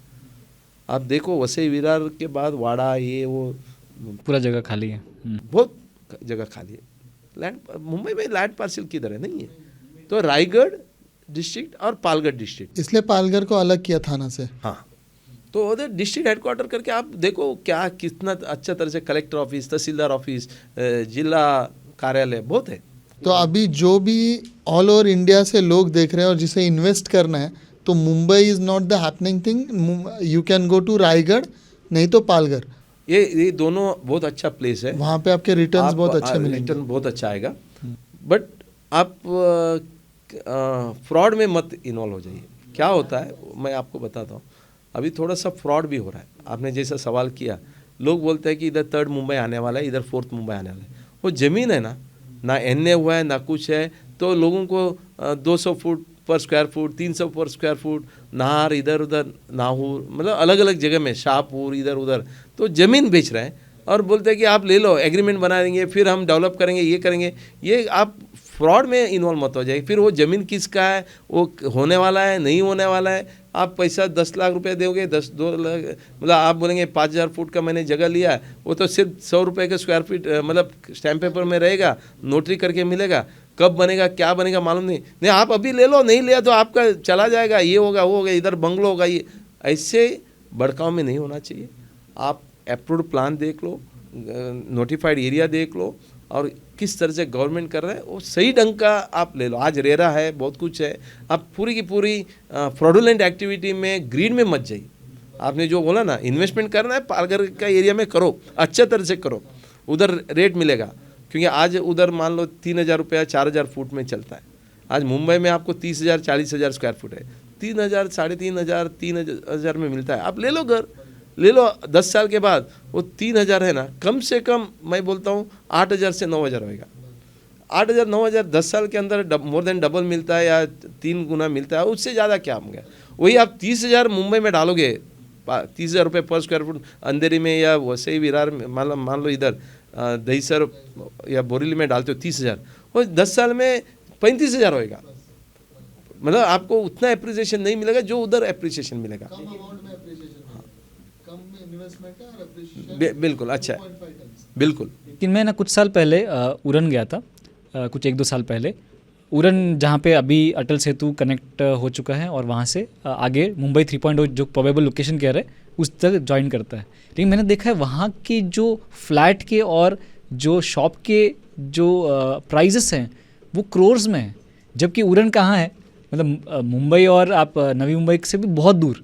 मतलब एक जो फ्लैट है उसकी कीमत 2.5 करोड़ थी, जो कि मुंबई में भी बहुत ही रेयरली उतना प्राइस है। लेकिन जैसे आप कह रहे हैं कि लोग उस उम्मीद में वहाँ पे आज की डेट में प्राइस हाइक कर चुके हैं ऑलरेडी कि यहाँ पे फ्यूचर में कुछ आने वाला है। तो इन्वेस्टमेंट करना इस जगह पे क्या रेट में या सही है भी कि नहीं, या फ्रॉड सच में किस लेवल पे चल रहा है, क्योंकि मार्केट तो उरन में अभी तक इतना बड़ा बना नहीं जितना ऑलरेडी प्राइस है उसका। एक कॉर्नर प्लॉट है, कॉर्नर का जो शॉप है 2-3 गाले मिलके 5 करोड़ का उनका डिमांड था कि 5 करोड़ में आप ये ले लीजिए, जो कि प्राइस मुंबई में भी नहीं है। तो ये फ्रॉड से कैसे डील करें लोग? जब भी आप कोई फ्लैट खरीदी करते हो आपको टोटली ड्यू डिलिजेंसी करना है, अप्रूवल है कि नहीं है, रेरा रजिस्टर्ड है कि नहीं, बिल्डर कौन है, क्या है, उधर का क्या रेट चलता है। एकदम हाइप हो गए तो आपको नहीं करना है। तो ये सब इंडिविजुअल केस के ऊपर डिपेंड है। असेसमेंट आप जब तक नहीं करोगे नहीं मालूम पड़ेगा। बट इतना मैं मोटा मोटा ये बोल सकता हूँ आज का इसमें आप मुंबई में इन्वेस्ट भी नहीं कर पाएंगे। 2 करोड़ 3 करोड़ 5 करोड़ का फ्लैट होती है आपके पास, मान लो 25 लाख 30 लाख के अंदर 1 बेडरूम चाहिए आपको उधर मिलता है।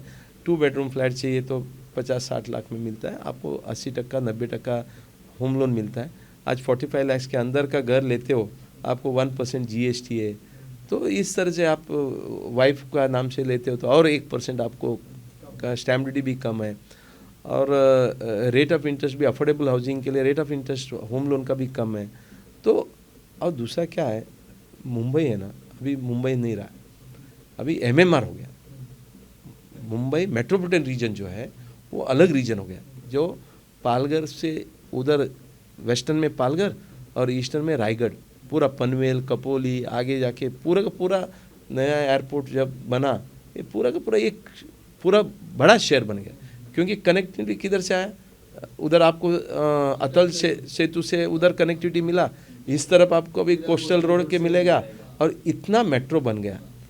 तो ये मेट्रो भी है, अलग अलग रोड बन गया, तो इतना फ्लाईओवर बन गया, तो एक कनेक्टिविटी बहुत बढ़ गया। एक कनेक्टिविटी की वजह से क्या है, आप अभी मुंबई में किधर भी जाएगा तो आपको प्राइस डिफरेंस ज़्यादा नहीं मिलता है। क्योंकि आज मान लो आप मुंबई बोरीवली में आपका बिजनेस है, आप ऑफिस भी बोरीवली में, घर भी बोरीवली मिलेंगे, और मेरा वसई में है, मान लो ऑफिस भी है घर भी है, मेरे को वही चाहिए। तो हर आदमी जहाँ जहाँ रहता है ना उधर ही इन्वेस्ट करता है, उधर ही आगे बढ़ता है। और बाहर का जो आते हैं जॉब के लिए, तो अभी वसई विरार में या पालघर में इधर रहते हैं तो 1.5 घंटे के अंदर वो इधर आएगा। आज आपको मैं बताऊं पालघर चौथा मुंबई क्यों है, कि वो एक सेंटर पॉइंट अहमदाबाद को कनेक्ट करेगा। जो ये है बुलेट ट्रेन आ रहा है, हाँ। उसका स्टॉप उधर है, हाँ, उसके बाद मुंबई है, हाँ, अहमदाबाद पालघर और ये मुंबई है। हाँ। तो पालघर ऐसे एक बिजनेस हब हो हब जाएगा। होने वाला है, तो इसके लिए उसका वैल्यू तो बढ़ेगा ही ना। इंफ्रास्ट्रक्चर बढ़ता है तो बढ़ेगा, बोईसर, लेकिन पालघर आपको वगैरह। ड्यू डिलिजेंस तो हाँ। करना पड़ेगा। एकदम आप ऐसे ही जाके करेंगे तो गलत हो जाएगा। या बना। अभी मैं दूसरे सवाल की तरफ आता हूँ, ये पूरा शिफ्ट करते हैं। आपने कहा कि लगभग 1995 में कुछ सोसाइटीज़, हाउसिंग सोसाइटीज़ या कुछ बैंक्स या गवर्नमेंट या सेमी गवर्नमेंट ऑर्गेनाइजेशंस एक साथ आके खुद के बिल्डिंग्स बना रहे थे एज ए सोसाइटी ग्रुप बना के, हाउसिंग सोसाइटी का कंसेप्ट लेके। अभी रीडेवलपमेंट हो रहा है लेकिन हम डेवलपर थ्रू कर रहे हैं, बहुत कम लोग सेल्फ रीडेवलपमेंट कर रहे हैं। इसके बारे में बहुत बड़ी भ्रांति है कि सेल्फ डेवलपमेंट हमसे होगा कि नहीं, ये कैसे करना पड़ता है। तो इसके बारे में जो क्लैरिटी है वो आप दे सकें तो अच्छा होगा, क्योंकि अभी फडणवीस साहब भी बहुत बार सेल्फ डेवलपमेंट का FSI के बारे में पिच कर रहे हैं कि अगर 2000 से ऊपर आप लोगे तो शायद उसे क्लस्टर में भी कन्वर्ट करेंगे। ये सब, तो ये सब क्या है, ये भी एक कन्फ्यूजन है सोसाइटी मेम्बर्स को कि हम डेवलपर को दें कि सेल्फ रीडेवलपमेंट करें। नहीं, देखो जो कोऑपरेटिव हाउसिंग सोसाइटी का जो मूवमेंट हुआ है, जैसे मैंने शुरुआत में बताया, लोग इकट्ठा आए, सोसाइटी बनाया, ज़मीन लिया, कॉन्ट्रैक्टर को अपॉइंट किया, आर्किटेक्ट को अपॉइंट किया, बिल्डिंग बनाने के बाद लोगों को घर दिए और अच्छा तरह से मेंटेन कर रहे हैं। कोई मिडलमैन नहीं है, ये नहीं वो नहीं। वैसे ही आज रीडेवलपमेंट भी खुद क्यों नहीं कर सकते? आज रीडेवलपमेंट में क्या रॉकेट साइंस तो ही नहीं है। आपको आर्किटेक्ट भी है, पीएमसी भी है, प्रोजेक्ट मैनेजमेंट कंसल्टेंट है, प्लान वगैरह बीएमसी अप्रूव करेगी। तो आपको सेल्फ रिडेवलपमेंट करते तो मिडलमैन जो बिल्डर नॉर्मली क्या करता है कि 30 to 40% of the project cost profit में लेके जाता है, तो उसको क्यों देने का? ये तो मिडलमैन ही है ना, तो आप क्यों उसको देना चाहते हो? आप क्यों नहीं करते हो? एक उदाहरण के लिए मैं बोलता हूँ, मतलब आपको समझ में आएगा। मान लो मेरे पास 10,000 स्क्वायर फुट का ज़मीन है, आज के तारीख में 3 FSI मान लो है, तो मैं कितना बना सकता हूँ? 30,000 स्क्वायर फुट बना सकता हूँ। जब मैं 30,000 स्क्वायर फुट बनाता हूँ 10,000 स्क्वायर फुट, तो मेरे को 20,000 स्क्वायर फुट बेचने को मिलेगा। और 20,000 में मैं क्या करूँगा? शायद 10,000 स्क्वायर फुट मैं बेचता हूँ, तो मुझे भाड़ा देने में, कॉर्पस देने में और उनको नया घर बना के देने में वो पूरा हो जाएगा। मेरे पास अभी 10,000 स्क्वायर फुट बचता है। 10,000 एग्जिस्टिंग वाले को 10,000 मैं बेचूंगा, जिसके माध्यम से मैं ये 10,000 स्क्वायर फुट बचता है, ये तो प्रॉफिट है उस प्रोजेक्ट का। ये जो प्रॉफिट है उसमें बिल्डर क्या करता है? 30% एरिया एग्जिस्टिंग वाले को दे देता है। सो 10,000 स्क्वायर फुट के बाद 13,000 ले लो, अभी बचा कितना? 7,000। वो जो 7,000 स्क्वायर फुट है बिल्डर क्या करते हैं? अपने पास रखते हैं, वो बेच के जो भी प्रॉफिट है वो लेता है। मोटा मोटा ये भी है, ये एक गणित है। दूसरा गणित ये है कि मान लो कोई भी आदमी आपके घर में आता है, बिल्डिंग बनाता है, तो मान लो आपको 50 रुपये देता है, प्रॉफिट 100 रुपये हुआ, 50 रुपये आपको देता है, 50 रुपये तो अपने लिए रखेगा कि नहीं रखेगा? एक दूसरा गणित ये भी है, 30% आपको एक्स्ट्रा एरिया दिया, वो आपको बेनिफिट है, आपको कॉर्पस दिया, आपको भाड़ा दिया, उसी हिसाब से मुझे भी 30% एज ए डेवलपर मुझे भी 30% मिलना चाहिए, मुझे भी भाड़ा मिलना चाहिए, मुझे भी कॉर्पस मिलना चाहिए। जो भी प्रोजेक्ट का बेनिफिट है वो जितना बेनिफिट आपको देंगे उतना तो मुझे ही मिलना चाहिए। हालांकि ज़्यादा लेगा बिल्डर, जैसा मैंने शुरुआत में बोला, ठीक है आपको जितना मिला उतना तो मुझे मिलेगा। मान लो ऐसा जब होगा, वो करता क्या है? बिल्डर करता क्या? मैनेज करता है, इज ए इवेंट मैनेजर। तो आपको थोड़ा सुविधा देगा पैसा दिलाने का, वो सुविधा देगा कि आपका प्लान में जो भी बीएमसी में तकलीफ होती है, प्लानिंग अथॉरिटी में तकलीफ होता है, मैं फिर आपको बेच के दूंगा, क्योंकि आप नहीं बेच सकते हो, मैं बेचता हूँ। आप कंस्ट्रक्शन नहीं कर सकते हो, मैं अच्छा कॉन्ट्रैक्ट अपॉइंट करके कंस्ट्रक्शन करता हूँ, बराबर ना? तो फिर कॉम्प्लायंस है, रेरा, ये वो सब मैं जिम्मेदारी लेता हूँ। आपका ज़मीन मैं ये पूरा जिम्मेदारी लेता हूँ, उसके लिए पैसा लाता हूँ, एजेंट लाता हूँ, फाइनेंस लाता हूँ, और फिर आपको बना के देता हूँ। यही होती है ना। यदि ये पहला जैसा हाउसिंग सोसाइटी करती थी, वैसे ये भी खुद कर सकते हैं। आर्किटेक्ट को अपॉइंट करो, पीएमसी को करो। अभी ये सब सुविधा, अभी फडणवीस गवर्नमेंट क्या बोल रहे हैं, उन्होंने एक कमेटी बनाया जिसका नाम है प्रवीण दरेकर जी, वो गठ नेता है बीजेपी का, आमदार का। तो उनका नेतृत्व के अंदर, वो मुंबई बैंक के अध्यक्ष भी हैं, उनका नेतृत्व में एक कमेटी बनाया। सेल्फ रिडेवलपमेंट यदि करना है तो कैसा कर सकते हैं, और यदि गवर्नमेंट प्रोत्साहन देती है, उसको सुविधा देती है, शायद हर आदमी इस तरफ आएगा। क्यों मालूम है?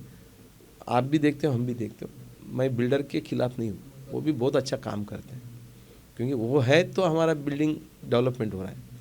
मगर ये भी हकीकत है, कुछ चुने हुए डेवलपर ऐसे हैं जो सोसाइटी मेंबर को बेवकूफ़ बनाते हैं, और फिर घर बेघर होने के बाद घर बनाते नहीं हैं, लोगों से पैसा लेते हैं, दूसरे जगह में डालते हैं, फिर आपको भाड़ा भी नहीं मिलता है, घर भी नहीं मिलता है। ऐसे 5,000 के ऊपर बिल्डिंग मुंबई में स्टॉल्ड है। तो इसके लिए फडणवीस गवर्नमेंट क्या बोल रहे हैं, आप दूसरे के पास दे के, उनसे तकलीफ करके, कोर्ट कचहरी में जाने से अच्छा आप खुद डेवलप करो। आपको क्या चाहिए? पैसा चाहिए, मैं मुंबई बैंक से पैसा दिलाता हूँ, महाराष्ट्र स्टेट कोऑपरेटिव बैंक से पैसा देता हूँ। आपको 1 विंडो क्लियरेंस चाहिए, वो देता हूँ। आपको लगता है कि 12% मुंबई बैंक का रेट ऑफ इंटरेस्ट ज़्यादा है, 4% मैं इंटरेस्ट सब्सिडी देता हूँ। और आपको लगता है कि प्रीमियम जो है, नॉर्मली प्रीमियम जो है आपको एक ही दाम भरना है, और आप 5 साल का मुदत में भरते हो, आपको क्या करना पड़ता है? ब्याज देना पड़ता है 8.5%। अभी वो ब्याज मत दो, आप सेल्फ रिडेवलपमेंट कर रहे हो ना, ब्याज मत दो।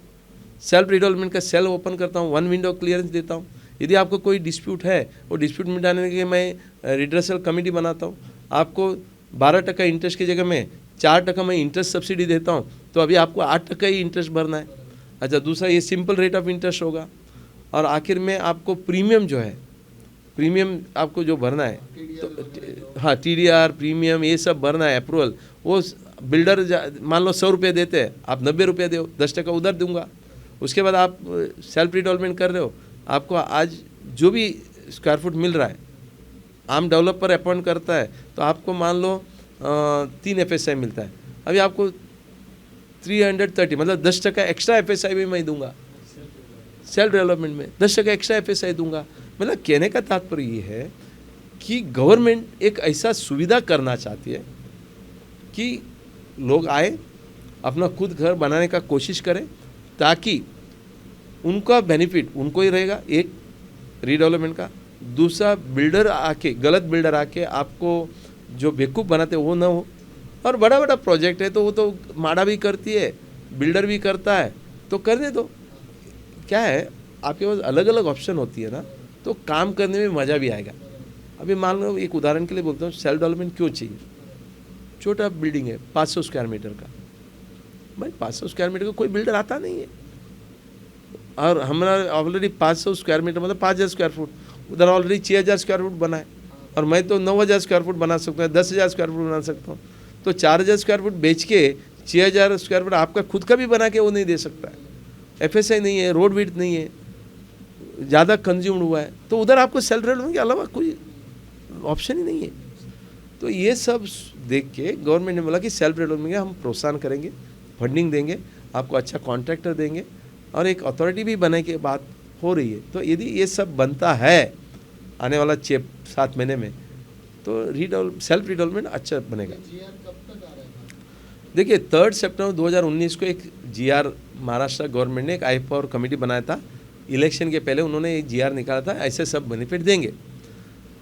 बट वो उस टाइम में इलेक्शन में आने के बाद वो गवर्नमेंट आया नहीं है, तो फिर वो कोल्ड स्टोरेज में गया। अभी नया गवर्नमेंट आने के बाद वो अभी BMC के इलेक्शन है, सब है, तो इन्होंने नया कमेटी बनाया प्रवीण दरेकर का अध्यक्ष के अंदर, अभी उन्होंने प्रस्ताव दिया है। तो मुझे लगता है कि आने वाला 6 महीने के अंदर आपको किधर ना किधर ये प्रक्रिया दिखेगा। ये दिखने के बाद मैं बोलता हूँ कि सेल्फ रिडेवलपमेंट पकड़ेगा, थोड़ा गियर में आएगा। लेकिन ना इसमें एक चीज़ मैं जो देख रहा हूँ कि फिर भी जो सेल्फ रिडेवलपमेंट वाले लोग होते हैं वो रेसिडेंशियल बिल्डिंग्स में सब लोग अपना अपना काम काज कर रहे होते हैं, तो उसमें इतना सब टेक्निकल एक्सपर्टीज़ भी नहीं होता उनका। तो और भले आपको गवर्नमेंट कितना भी सपोर्ट करे, फंडिंग दे दे, कॉन्ट्रैक्टर्स दे दे, आपके लिए प्रोसेस जो है आसान कर दें, फिर भी ये प्रोसेस एक आम आदमी के लिए थोड़ा सा हेक्टिक है ही है। नॉलेज कम होता है। हाँ, नॉलेज भी कम होता है। कंस्ट्रक्शन का भी, मनी मैनेजमेंट का और लीगल का, इवन प्लान समझने का भी नॉलेज नहीं होता है सोसाइटी मेंबर्स को। एग्जैक्टली जो आया मुझे मालूम ही नहीं है कि कितना % बढ़ा है ना मेरा एरिया, एग्जैक्टली वो कैलकुलेट कैसे करेगा? तो इस सब के लिए क्या कोई एजेंसी भी है ऐसा बीच में जो सब हमारा बिना डेवलपर को इन्वॉल्व किए हम उनके पास जाके सारा चीज़ कर लें? टेंशन नहीं रहे हम सोसाइटी लोगों में। नहीं, क्या है, एक ऑलरेडी गवर्नमेंट ने अपना GR में भी बताया, और ये आम आदमी को भी पता है, प्रोजेक्ट मैनेजमेंट कंसल्टेंट। ओके, हर एक प्रोजेक्ट के लिए एक प्रोजेक्ट मैनेजमेंट कंसल्टेंट ये कंपलसरी है GR के हिसाब से, यस। ओके, क्योंकि हाउसिंग सोसाइटी वाले को कुछ समझ में नहीं आता बराबर है, है। इसके लिए एक टेक्निकल आदमी, आर्किटेक्ट या प्रोजेक्ट मैनेजमेंट कंसल्टेंट जो गवर्नमेंट अप्रूव्ड एजेंसी है, ओके, उनको आप अपॉइंट करना चाहिए। बराबर। उनके माध्यम से आपको फिजिबिलिटी वर्कआउट करना है, कितना रीडेवलपमेंट होगा, कितना FSI मिलेगा, कितना TDR होगा, पूरा टोटल कॉस्ट कितना है, वो टोटल कॉस्ट रिकवरी करने के लिए along with the builders profit कितना बेचना पड़ेगा, जो बचा हुआ एरिया है वो एग्जिस्टिंग मेंबर के लिए होगा। ये पूरा का पूरा गणित जो बनाता है उसको फिजिबिलिटी बोलते हैं। तो फिजिबिलिटी बनाने के बाद उसका मॉनिटरिंग होता है। मॉनिटरिंग मतलब कि सुपरविजन करते हैं, वो PMC करती है, प्लान भी PMC करती है, अप्रूवल उधर आर्किटेक्ट है, इंजीनियर है, स्ट्रक्चरल इंजीनियर है, तो कोऑर्डिनेशन करने वाला है, एडवोकेट्स है, चार्टर्ड अकाउंटेंट है, एक पूरा एजेंसी है। फॉर एग्जांपल मैं, आप तो इंटीरियर करते हो, आपको पता है, आप प्लान बना लेते हो, आप मटेरियल लेते हो, साइट सुपरवाइजन करते हो, सब करते हो। आप क्या बोलते हो, मेरे को आपको प्लान मैं बना के दूंगा, मॉनिटरिंग मैं करूंगा, सब करूंगा, मटेरियल का पूरा पेमेंट उधर दे दो, लेबर का उधर पेमेंट दे दो, मैं पूरा एजेंसी मैनेज करूंगा, मुझे 10% दे देना। ऐसा होता है ना इवेंट मैनेजमेंट जैसा, बहुत सारा एग्जीबिशन, इवेंट, मैरिज वगैरह होता है, कितना खर्चा होता है उसका 10% ले लेता है। तो बिल्डर एक मैनेज करता है, मैनेज करने के लिए वो 50% प्रॉफिट लेके जाएगा, उसके जगह में आप प्रोजेक्ट मैनेजमेंट कंसल्टेंट में अपॉइंट करो जो 10% 12% ले लेगा। 10% 12% उसको दे देते हैं, वो भी कंस्ट्रक्शन कॉस्ट का, बराबर। तो आपके लिए वो बेनिफिट है ना। हाँ, और एजेंसी है, ऐसा नहीं कि रेप्यूटेड एजेंसी नहीं है, बराबर। लेकिन क्या है, आपने सही बोला कि किसी को ना आज के तारीख में मेहनत नहीं करना, मेहनत बिल्कुल नहीं करना। आज मेरा घर में इडली नहीं बनता है, क्यों नहीं बनता है यार? इंस्टेंट हाँ, वो ऐसा चाहिए घुमा ना। आपको मैं कुछ खा नहीं बोलूँगा तो मैं बोलेगा मैं बुढ़ा कुछ बोल रहा है। अभी हमारा घर में मेरा जब शादी हुआ तो हमारा घर में शामियान हुआ, हाँ। मतलब वो मंडप हाँ, बना। मंडप रहा। और 6 दिन 8 दिन से महाराज को बुला के उधर घर में खाना बना, और सब्जी वगैरह काटने वाला कौन है? हमारा मम्मी, भाई, बहन, सब लोग। मतलब कहने का तात्पर्य महाराज को बुलाया, सामान लाया, तो हम प्लेट के हिसाब से कभी कुया नहीं है। तो एक तो अच्छा खाना मिलता है और सस्ता मिलता है और एक माहौल अच्छा बनता है और अपने लिए बनते हैं, एक माहौल अलग ही है।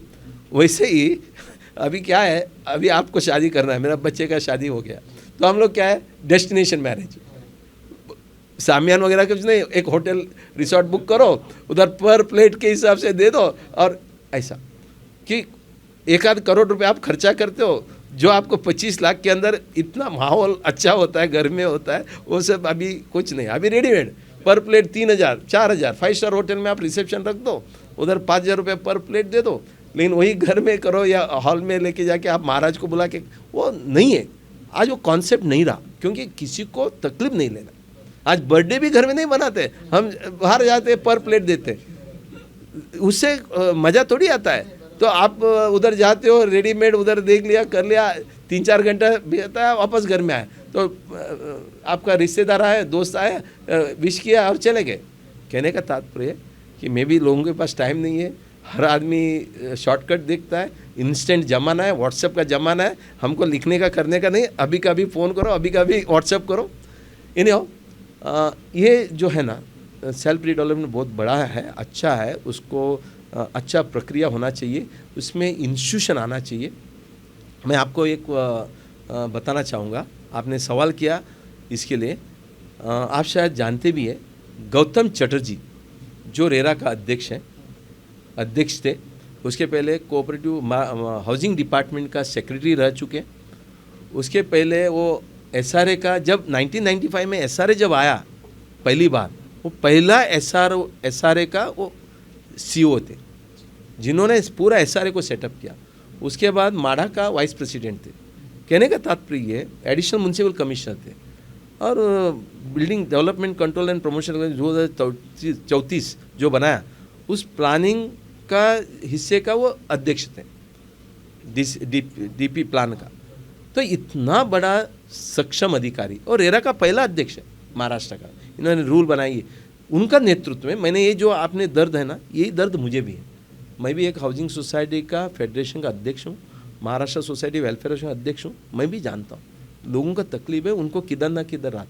उनको हमने रिक्वेस्ट किया, क्यों ना हम लोगों को बेनिफिट देने के लिए एक ऐसे कुछ एक इंस्टीट्यूशन बनाए जो नॉन प्रॉफिट ऑर्गेनाइजेशन हो, लोगों का बेनिफिट के लिए हो, एक NGO जैसा हम काम करेंगे। तो हमने जब उनको बताया, उनको आइडिया दिया, तो उनको अच्छा लगा, तो बोला कि किस तरह से हम कर सकते हैं। हमने सब एक्सप्लेन किया, और हमने उस एक्सप्लेन करने के बाद, उनको जचने के बाद, बहुत सारा लोगों से, स्टेक होल्डर से मीटिंग लिया, और फिर उन्होंने अध्यक्ष पद लिया। एक हमने ग्रह हार्मनी नाम ही बोलता है कि ग्रह का शांति, Griha harmony redevelopment stakeholder federation बनाया। ये रीडेवलपमेंट स्टेक होल्डर फेडरेशन में, Griha harmony redevelopment stakeholder federation, GRSF, आप वेबसाइट में जाते हैं तो आपको मालूम पड़ेगा, GRSF.in। उसमें क्या है, हमने इंस्टीट्यूशनल मेंबर बनाया। कौन इंस्टीट्यूशनल मेंबर? क्रेडाई पता है आपको, confederation of real estate developers association of India, उसका MCH है, Maharashtra chamber of housing industry, वो हमारा मेंबर है। फिर नेरेडको मतलब national real estate developers council, ये ministry of housing and urban affairs का एक एक्सटेंडेड आर्म है, वो है। फिर क्रेडाई पूना है। फिर बिल्डर्स एसोसिएशन ऑफ इंडिया, ये हो गया बिल्डर कॉन्ट्रैक्टर, बिल्डर्स एसोसिएशन में बिल्डिंग मटेरियल कॉन्ट्रैक्टर सब लोग हैं, ये एक हो गया। दूसरा आया महाराष्ट्र सोसाइटी वेलफेयर एसोसिएशन, जो हाउसिंग सोसाइटी का देखते हैं, और मुंबई सबअर्बन डिस्ट्रिक्ट फेडरेशन है। फिर वसई तालुका हाउसिंग फेडरेशन है। अलग अलग हाउसिंग फेडरेशन उसका मेंबर बन गए, तो हाउसिंग सोसाइटी वाले हो गए। अभी ग्राहक चाहिए ग्राहक का ऑर्गेनाइजेशन कौन सा है? मुंबई ग्राहक पंचायत, शिरीष देशपांडे साहब उधर अध्यक्ष है, 40,000 के ऊपर मेंबर है और अच्छे तरह से वो कामकाज कर रहे हैं, बहुत रेरा में भी इन्वॉल्व है, तो उनको हमने ले लिया। उसके बाद लोगों को प्रोत्साहन करना है, लॉ के बारे में बताना है, तो हमने बोला कि प्रशिक्षण करने के लिए हमने महाराष्ट्र नेशनल लॉ यूनिवर्सिटी उसके साथ MOU किया, तो वो हमें सर्टिफिकेट कोर्स, एजुकेशन, ट्रेनिंग सब दे रहे हैं। फिर हमने क्या किया कि आर्किटेक्ट चाहिए, PMC चाहिए, उसका एक एसोसिएशन है ऑल ओवर इंडिया का, practising engineer architect town planners association of India, वो है पिएटा इंडिया करके, तो उनको हमने लिया पूरा मेंबर।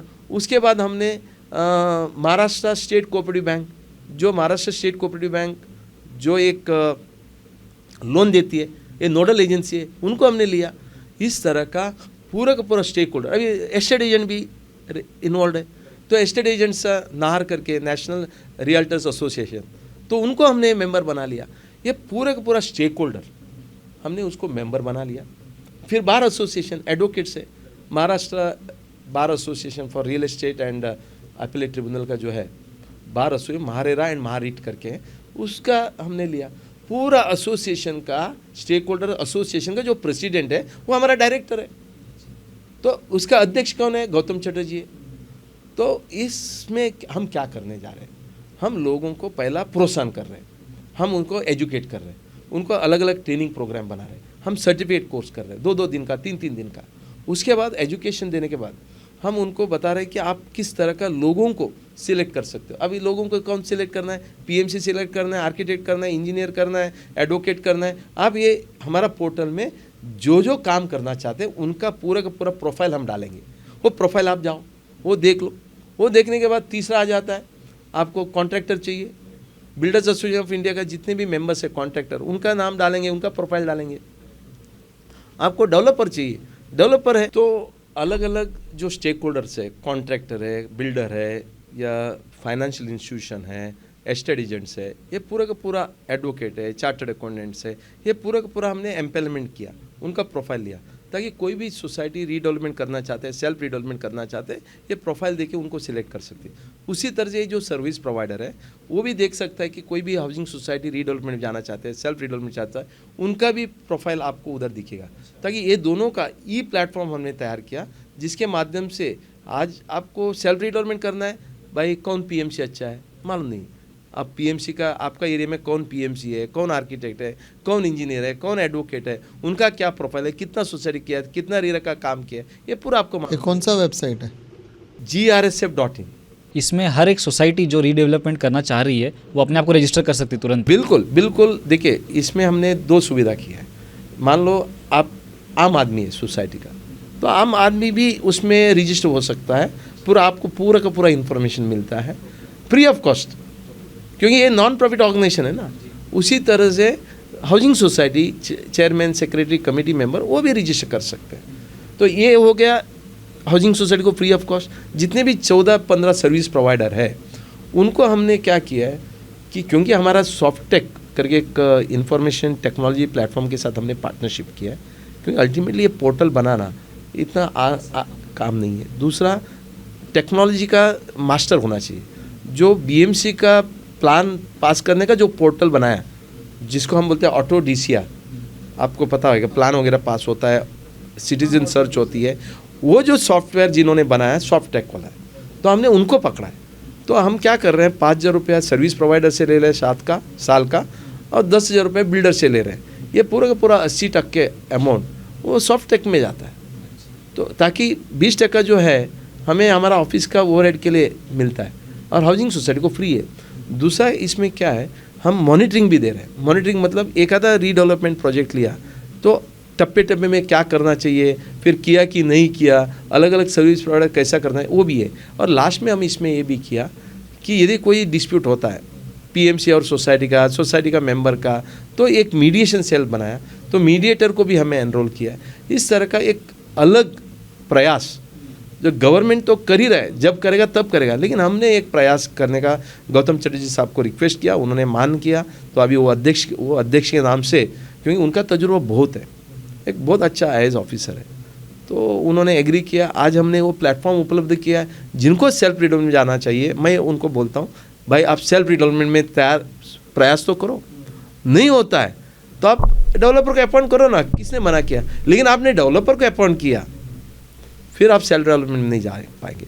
डेवलपर ने काम रोक दिया, फिर आपको कोर्ट कचहरी में जाके उसको निकालना पड़ेगा, उसका भुगतान करना पड़ेगा, उसके बाद आपको सेल्फ डेवलपमेंट करना पड़ेगा। मतलब कितना प्रयास है।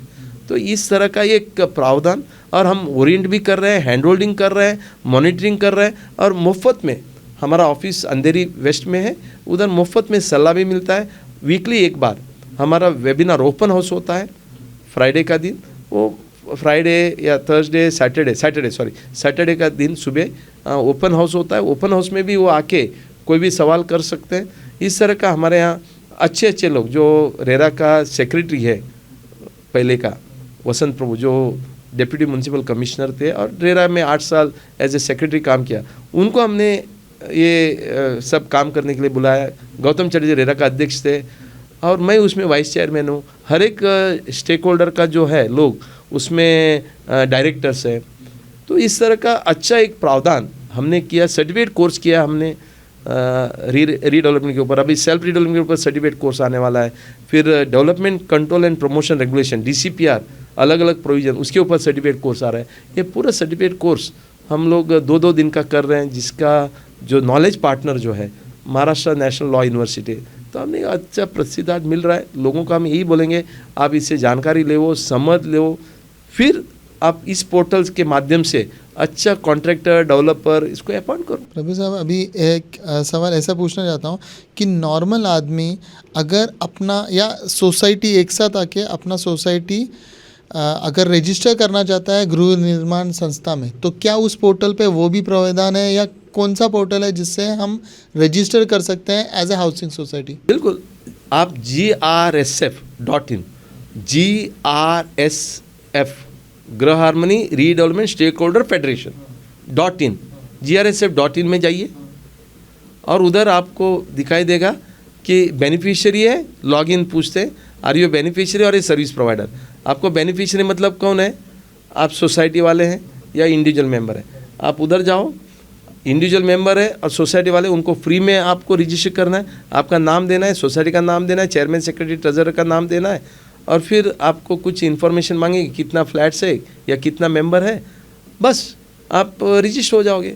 एक बार रजिस्टर हो गया, आपको पूरा इन्फॉर्मेशन मिल जाए। आपको इतना ताजुब होगा टप्पे टप्पे में रीडेवलपमेंट किस तरह से करना है, उसका अलग अलग फॉर्मेट, नोटिस का फॉर्मेट क्या है, मिनट्स का फॉर्मेट क्या है, आपका कंसेंट का फॉर्मेट क्या है, डेवलपमेंट एग्रीमेंट का फॉर्मेट क्या है, PMC का अपॉइंटमेंट लेटर का फॉर्मेट क्या है, PMC का एग्रीमेंट का फॉर्मेट क्या है, परमानेंट ऑल्टरनेट एकोमोडेशन का एग्रीमेंट क्या है, पूरा का पूरा फॉर्मेट फ्री ऑफ कॉस्ट आप डाउनलोड कर सकते हो।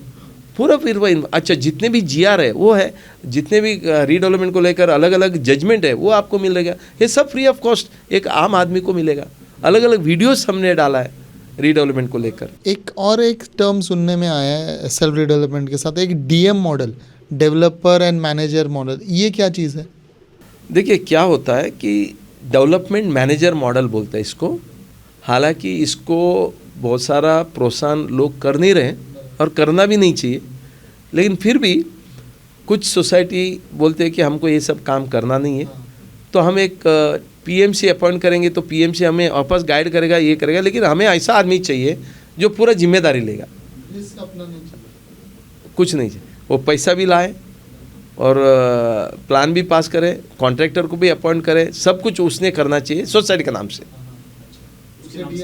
उसको डेवलपमेंट मैनेजर मॉडल बोलते हैं। वो 15 से 20% जो रेवेन्यू आता है, रेवेन्यू सेल्स, उससे उतना उसका फीस रहता है। और जो आप बोल रहे हैं जो मैनेजमेंट रहता है, जो आप अभी आपने जो बोला ना प्रोजेक्ट मैनेजमेंट, सॉरी, जो आप बोल रहे हैं प्रोजेक्ट मैनेजमेंट कंपनीज रहते हैं, उनका फीस जनरली कितना रहता है? उससे 8 से 10% रहता है कंस्ट्रक्शन कॉस्ट में। कंस्ट्रक्शन कॉस्ट देखो, सेलिंग प्राइस में 15%, सेलिंग प्राइस 30,000 रुपया है, उसका सेलिंग कॉस्ट 15% है, तो कितना हो गया? तो 4,500 रुपया हो गया पर स्क्वायर फुट है, वो लेके जाता है। वेरएस वही कंस्ट्रक्शन कॉस्ट 5,000 होता है, तो उसका 10% देते हैं, तो कितना हो गया? 500 रुपया। इधर 4,500 रुपया आप डेवलपमेंट मैनेजर को देते हो, इधर 500 में प्रोजेक्ट मैनेजमेंट कंसल्टेंट मिलता है और प्लान भी पास सोसाइटी का करते नुकसान हैं। है, हाँ, सोसाइटी का नुकसान है इसमें। वो 4,000 रुपये पर स्क्वायर फुट नुकसान है ना। अच्छा, डेवलपमेंट मैनेजर क्या बोलता है, मैं आपको इन्वेस्टर लेके आऊँगा, मैं तुमको कॉन्ट्रैक्टर लेके आऊँगा, मैं तुमको आर्किटेक्ट लेके आऊँगा, मैं तुम्हारा प्रोजेक्ट मॉनिटर करूँगा। भाई पीएमसी भी वही करता है ना। आपको लोन चाहिए, मुंबई बैंक में जाओ, महाराष्ट्र स्टेट कोऑपरेटिव बैंक में जाओ, आपको सेल करना है अपने ही मेंबर को करो। तो थोड़ा सा लोग को डेवलपमेंट मैनेजर मॉडल, जो डेवलपर है ना, वो डेवलपमेंट मैनेजर मॉडल करके प्रमोट कर रहा है ताकि उनके हाथ में कोई रिस्क नहीं रहेगा। सब रिस्क सब सोसाइटी का, हुआ तो बेनिफिट हो गया, नहीं हुआ तो सोसाइटी देख लेंगे, वो कर लेंगे। अभी रिस्क का जो बात कर रहे हैं, तो डेवलपर के साथ जाने में फिर भी बहुत सारा सोसाइटीज़ इतना होते हुए भी डेवलपर को देता ही है, तो डेवलपर के साथ जाने में रिस्क क्या है सोसाइटीज़ को? देखो, रेरा आने के पहले उतना रिस्क नहीं था, लेकिन रेरा आने के बाद रिस्क बढ़ गया। रेरा आने के बाद हाँ रिस्क बढ़ गया। रेरा आने के पहले क्या था कि सोसाइटी और डेवलपर ये दो अलग अलग आदमी समझते थे। Society is not a promoter. तो वैद्य आकाश का एक जजमेंट है हाईकोर्ट का, तो यदि बिल्डर ने कोई कामकाज किया नहीं है तो आप उसको टर्मिनेट करो और फिर आप अपना बिल्डिंग बनाओ। जिनसे उन्होंने बिल्डर ने पैसा लिया है वो सब बिल्डर का दायित्व होता है। तो ये एक था, और बिल्डर ने जितने भी नुकसान करवाया आपका, आर्बिट्रेटर के अपॉइंट करके वो नुकसान भरपाई ले लो, ये एक था। लेकिन अभी रेरा आने के बाद हाउसिंग सोसाइटी को भी प्रमोटर माना गया। प्रमोटर मतलब क्या है, आप डेवलपर के साथ एक पार्टनरशिप की है, क्योंकि आपने ज़मीन दिया, बिल्डर ने अपना नॉलेज लाया, पैसा लाया, दोनों ने 50-50 पार्टनरशिप कर लिया, तो you are a partner in profit. तो इसके लिए मान लो बिल्डर ने लोगों से पैसा लिया, लेकिन घर बनाया नहीं, आपको भाड़ा नहीं दिया, कॉर्पस नहीं दिया, घर भी नहीं बनाया, लेकिन लोगों से पैसा लिया और भाग गया। भाई साहब, सोसाइटी को ये जितना बिल्डर ने पैसा लिया ब्याज के साथ सोसाइटी को देना पड़ेगा। मतलब अपना घर, एक उदाहरण के लिए या एक केस लो मैं बताता हूँ। Goregaon pearl cooperative society Goregaon में, उन्होंने भी बिल्डर को अपॉइंट किया था, बिल्डर ने काम नहीं किया, इसके लिए बिल्डर को निकाल दिया। निकाल देने के बाद जो कस्टमर है जिन्होंने 1.5 करोड़ रुपया दिया था, लगभग 72 कस्टमर है, 1.5 करोड़ दिया था, और 12 साल हो गया, 13 साल हो गया, बिल्डर ने बनाया नहीं, एग्जिस्टिंग लोगों का घर भी नहीं बनाया, उनको भाड़ा भी नहीं दिया 10 साल से, कोर्ट कचहरी सब हो गया, 2-3 बार ट्रैवलिंग हो गया सुप्रीम कोर्ट तक, बिल्डर को आखिर में निकालना पड़ा, सुप्रीम कोर्ट ने भी कंफर्म किया निकाल दो। तो सोसाइटी सेल्फ डेवलपमेंट में गए, पैसा लाया, अपना बिल्डिंग बनाया, रहने लगे। जिन्होंने 72 लोगों ने घर लिया था, 1.5 करोड़ रुपया दिया था, वो तो पैसा तो बिल्डर स्टाइपनिंग करके गया। अभी इन लोग किधर गए, कंज्यूमर कोर्ट में गए। कंज्यूमर कोर्ट ने बोला कि क्या हुआ, बोला कि ऐसे सब बिल्डर ने पैसा लिया, लेकिन ये बिल्डर ने पैसा देना था, लेकिन इन्होंने बिल्डर को टर्मिनेट किया और हमको पैसा नहीं दे रहे, तो इन्होंने अपना घर बना के बैठ गए। तो कंज्यूमर कोर्ट ने बोला कि नेशनल कमीशन ने बोला नहीं, आप जो बिल्डर को अपॉइंट किया, आप प्रिंसिपल हो, एजेंट हो, तो प्रिंसिपल ने एजेंट को अपॉइंट करने के बाद एजेंट ने कुछ भी गलती किया वो प्रिंसिपल के ऊपर आता है। इसके लिए भले आपने पैसा नहीं लिया, लेकिन आपको पैसा 1.5 करोड़ रुपया इंटू 72 लो प्लस 9% इंटरेस्ट, मतलब 1.5 करोड़ रुपया आपने 3 करोड़ आपको देने के लिए नेशनल कमीशन ने आदेश दिया सोसाइटी वाले को, जबकि उन्होंने 1 रुपया नहीं लिया है, उनको भाड़ा नहीं मिला, उनको खुद को पैसा डाल के घर बनाना है, तो ये दिया। उसके बाद मैटर गया सुप्रीम कोर्ट ने। सुप्रीम कोर्ट ने बोला कि आप सेटल करो, क्योंकि ये थोड़ा सा डाइसी लगता है, लेकिन सोसाइटी बोला कि नहीं हम सेटल नहीं करेंगे।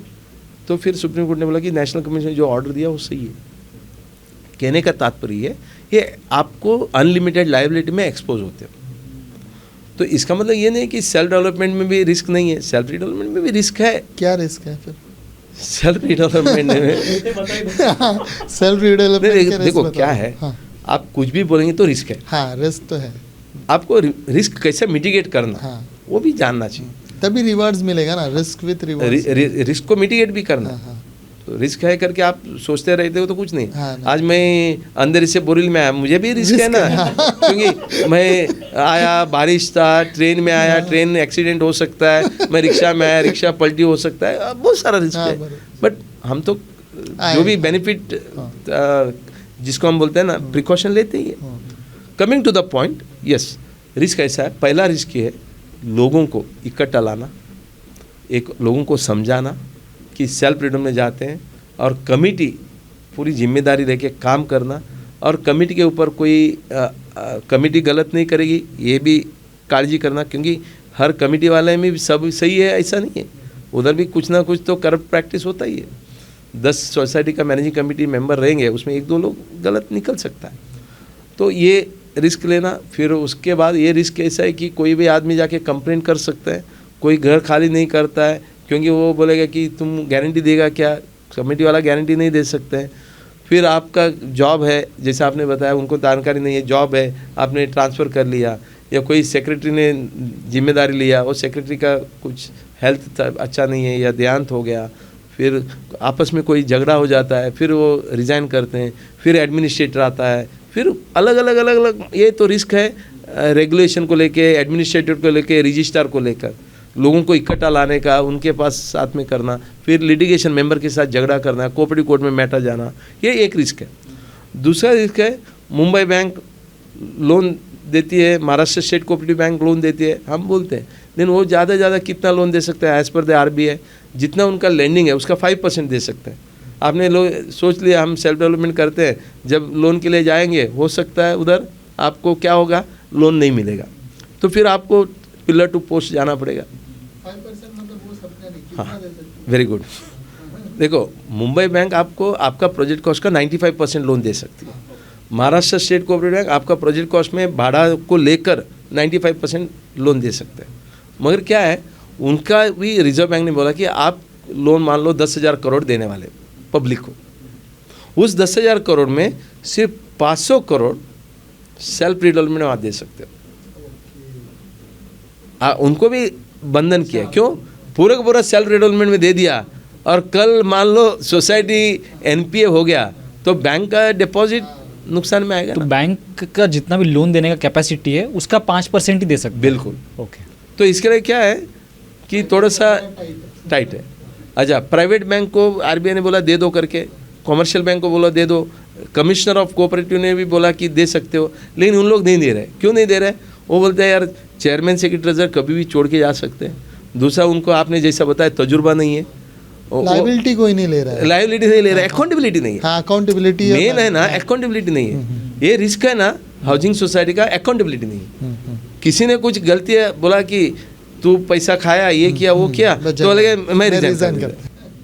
भाई रिजाइन कर, तेरा तो घर है ना उधर, नहीं वो तो बाद में देखेगा, जो सबका होएगा वो मेरा होएगा। तो आपस में डिस्प्यूट होता है, फिर आपस में एलिगेशन होता है, फिर कमेटी का सारे मेंबर्स प्रभु साहब मानते भी नहीं है, तो मिनिमम कितने मेंबर्स चाहिए ये चालू होने के लिए सर? ना ऐसा तो GR भी है, कायदा भी है, विद 51% मेंबर लोग का कंसेंट लेके आप अपना प्रक्रिया शुरू लेकिन वो लोग छोड़ेंगे नहीं, बाकी 49% लोग तो करेंगे कैसे? हाई कोर्ट में जाना पड़ेगा, कोर्ट में जाना पड़ेगा। ये भी एक रिस्क है ना, क्योंकि बिल्डर क्या करता है, उसके पास पूरा का टीम है, लीगल नॉलेज है, और वो बोलेगा कि ठीक है जब होगा तब। लेकिन इन लोग को अपना काम धंधा छोड़ के वकील को पैसा, ये तो खाली नहीं कर रहा है, वकील को पैसा देना पड़ेगा, तो प्रॉफिट तो हमको मिलता नहीं है, हम क्यों काम करें? तो ये फ्रस्ट्रेट भी हो जाता है। तो ये भी एक रिस्क है।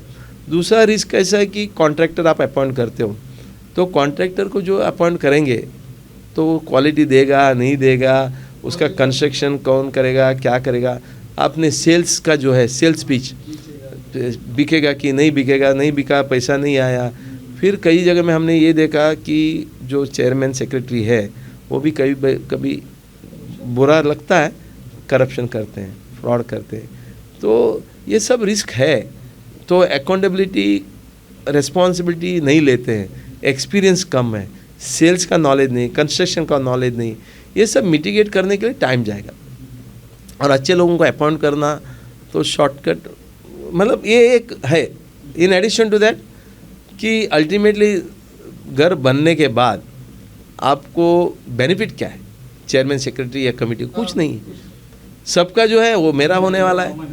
तो वो एक एनर्जी तो मिलना चाहिए ना। एक क्या इनको भी कुछ आपके हिसाब से पैसे देने चाहिए? जब तक वो रीडेवलपमेंट कमेटी में, उनको सैलरी तो होनी चाहिए कम से कम।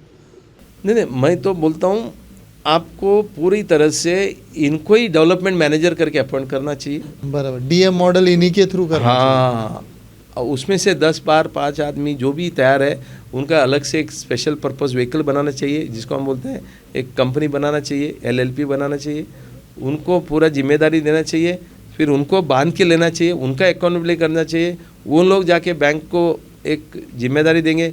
उस कंपनी में हो सकता है 1-2 एक्सपीरियंस्ड बिल्डर को भी आप ले सकते हो।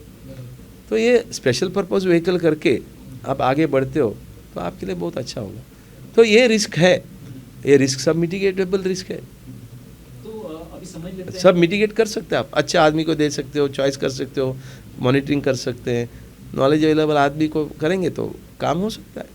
सो अभी समझ लेते हैं, किसी सोसाइटी को अभी डिसाइड कर लिया कि रीडेवलपमेंट करना ही है, तो रीडेवलपमेंट करने के लिए सोसाइटी को क्या प्रोसीजर फॉलो करना है अब टिल जब तक उसको गवर्नमेंट का सपोर्ट मिलना चालू होगा, उससे पहले देखो, रीडेवलपमेंट करना है तो पहला काम ये है कि आपको निर्णय लेना है, रीडेवलपमेंट जाना है कि नहीं जाना है। अभी रीडेवलपमेंट जाना है तो नहीं जाना है, निर्णय लेने के लिए हम हमेशा यही बोलते हैं कि आप स्ट्रक्चरल ऑडिट कर लो भाई। एक बार स्ट्रक्चरल ऑडिट करते हो आपको पता चलेगा कि स्ट्रक्चर स्टेबल है नहीं है। यदि स्टेबल नहीं है तो उसको रिपेयर करने तो कितना खर्चा आएगा, इकोनॉमी वायबल है नहीं है वो देख लो। और मिनिमम 30 ईयर्स के ऊपर का बिल्डिंग है उसी को रीडेवलपमेंट का बेनिफिट्स वगैरह मिलते हैं, तो आप ये भी देखो बिल्डिंग 30 ईयर्स के ऊपर है कि नहीं। तीसरा हम बोलते हैं कि भाई आपका जो रीडेवलपमेंट में जा रहे हैं बड़ा डिसीजन लेने वाला पॉलिसी डिसीजन है, आपका कमिटी जो है पूरी तरह से इलेक्टेड हो, क्योंकि कई लोगों को ये पता नहीं है कि सोसाइटी का 250 मेंबर का नीचे का सोसाइटी का इलेक्शन सोसाइटी ने लेना चाहिए, ये हम बोलते हैं। बट सोसाइटी ने लेना चाहिए, उसको प्रक्रिया करना है, इलेक्शन ऑफिसर का अपॉइंट करना है, पैनल ऑफ इलेक्शन ऑफिसर है, 5 साल में एक बार इलेक्शन होता है, कमिटी इलेक्ट होती है, तो उनका प्रोसीजर ये करना चाहिए। तो ये पूरा जो चीज़ है ना, ये अपना 79A डायरेक्शन करके गवर्नमेंट ने इशू किया 4 जुलाई 2019, उसके पहले 3 जनवरी 2009 को इशू किया था। उसमें पूरा प्रक्रिया दिया, उसमें ऐसा है कि मोर देन 20% मेंबर ने एक एप्लीकेशन देना चाहिए सोसाइटी को कि हमें रीडेवलपमेंट करना है। तो फिर मैनेजिंग कमेटी मीटिंग होगी, उसके बाद 2 महीने के अंदर जनरल बॉडी कॉल करेगी, जनरल बॉडी में 3 निर्णय उनको लेना होगा। एक, सोसाइटी का रीडेवलपमेंट होना चाहिए कि नहीं होना चाहिए, दूसरा आपको एक PMC अपॉइंट करना है, प्रोजेक्ट मैनेजमेंट कंसल्टेंट, तीसरा टाइमलाइन क्या होगा। ये तीनों एजेंडा लेके 2 महीने के अंदर डिस्कशन होगा। तो पहला एजेंडा, आप ये तीनों एजेंडा जब डिस्कस करोगे तो आपको कोरम चाहिए। कोरम कम से कम आपको 2/3 सोसाइटी का मेंबर प्रेजेंट होना चाहिए। 2/3 मतलब मान लो 100 मेंबर का सोसाइटी है, कम से कम 67 लोग तैयार होना चाहिए, मीटिंग में अटेंड करना चाहिए, क्योंकि ये इंपॉर्टेंट डिसीजन होने वाला है। तो ये GR में बताया गया। उसके बाद ये बताया गया कि GR में आपको 15 दिन का नोटिस इशू करना चाहिए, क्योंकि रीडेवलपमेंट का है तो आप करो। तीसरा है कि जब आप PMC अपॉइंट करोगे, PMC कम से कम 3 लोगों का आप कोटेशन ले लो, उन लोगों को कंपैरेटिव चार्ट भेजो ताकि वो आके सोसाइटी का जनरल बॉडी में निर्णय ले पाएंगे। तो एक बार कोरम हो गया तो ये जो अपॉइंटमेंट ऑफ दी मतलब डिसीजन ऑफ रीडेवलपमेंट है वो मोर than 51% of the total members, 67 लोग प्रेजेंट थे, डिसीजन 51% ऑफ द टोटल, मतलब 67 में more than 51 members should agree for the redevelopment. तो ऐसा रेजोल्यूशन होगा, PMC अपॉइंट होगा मेजॉरिटी से। फिर ये होने के बाद PMC अपॉइंट करेंगे, फिर PMC एक फिजिबिलिटी रिपोर्ट तैयार करेंगे, फिर टेंडर तैयार करेंगे। टेंडर करने के बाद जॉइंट कमेटी मीटिंग होगा, कमेटी मतलब कमेटी, मेंबर्स एंड PMC, इनका एक मीटिंग होगा। मीटिंग में टेंडर अप्रूव होगा, फिर आप पब्लिक नोटिस दे के टेंडर बुलाओगे।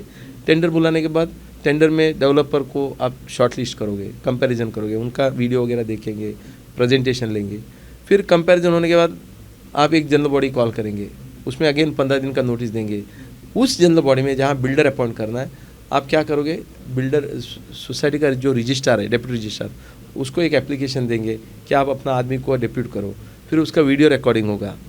तो उधर जो अगेन 67% लोगों का 67% 2/3 लोगों का percent 2/3 members of the society should be present to make a quorum. उसके बाद उधर मोर देन 51% लोगों ने राइटिंग में देना चाहिए, ये बिल्डर को हम चुनते हैं।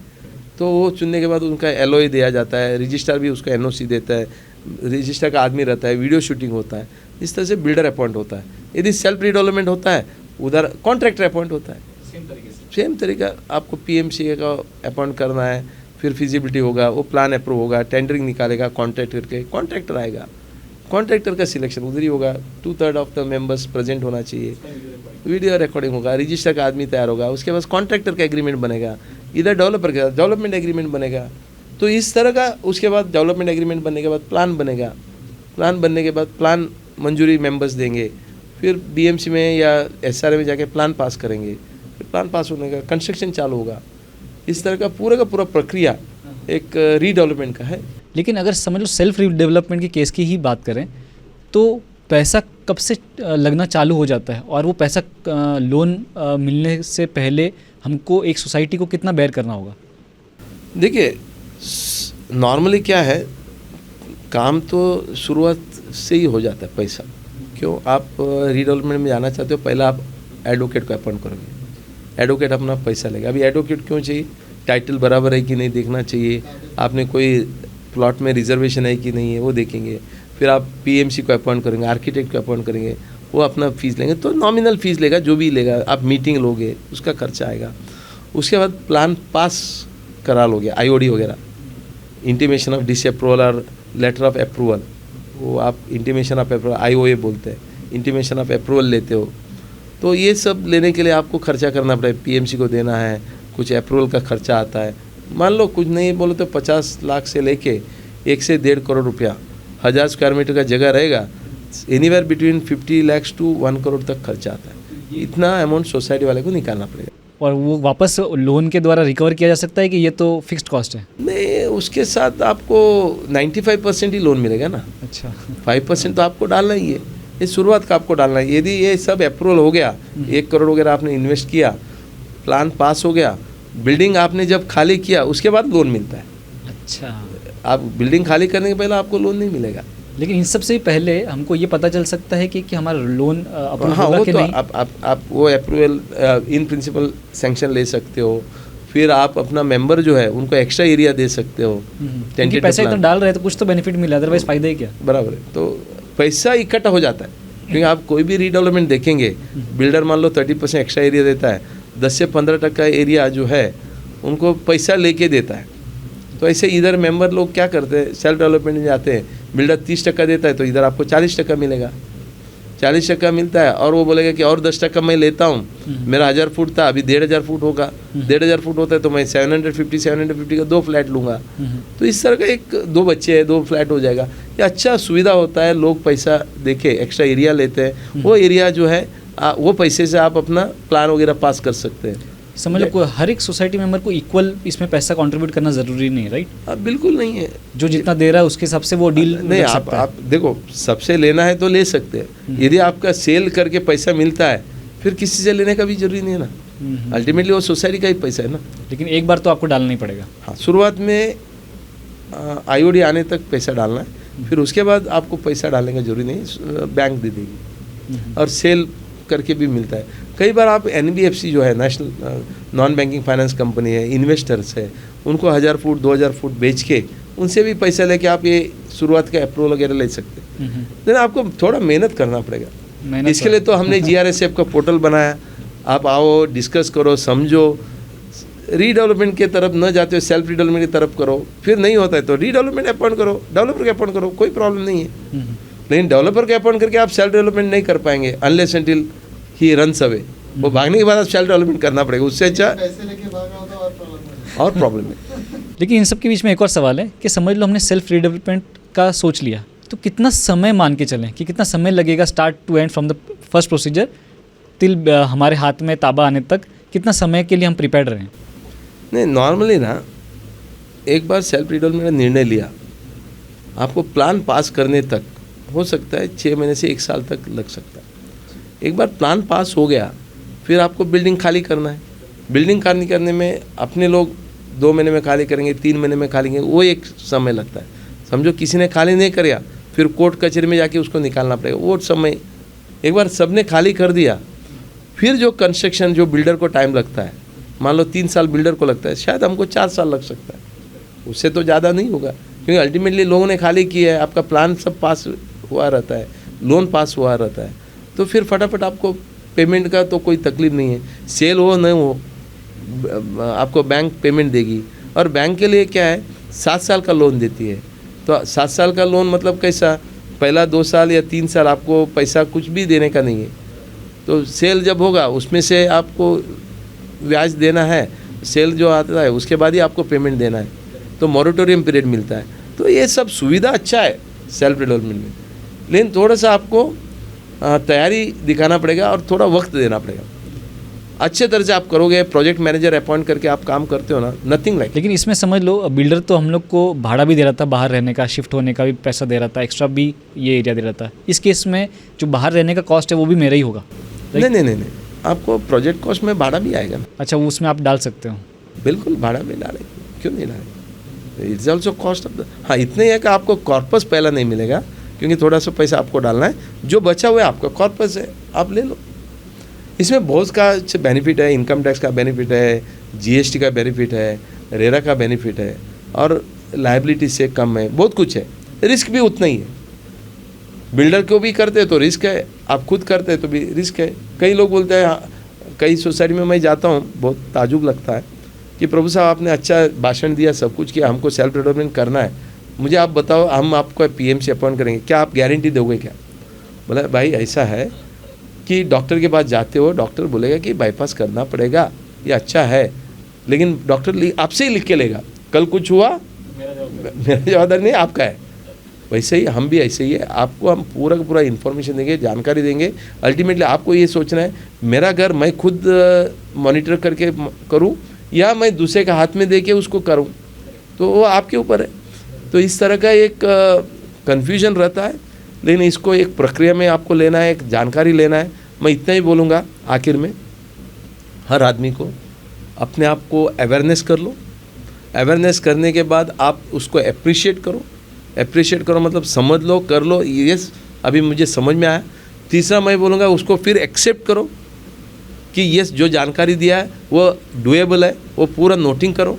और आखिर में एक बार आपने एक्सेप्ट किया तो फिर आप अचीव भी कर सकते हो, क्योंकि अल्टीमेटली क्या है, रोड मैप होगा, आपको क्लैरिटी मिलेगा, डिस्कशन होगा। आपने अलग अलग कमेटी बना दिया, उनको पूरी तरह से मार्गदर्शन मिला पीएमसी के साथ, आप सेल्फ डेवलपमेंट भी कर सकते हो।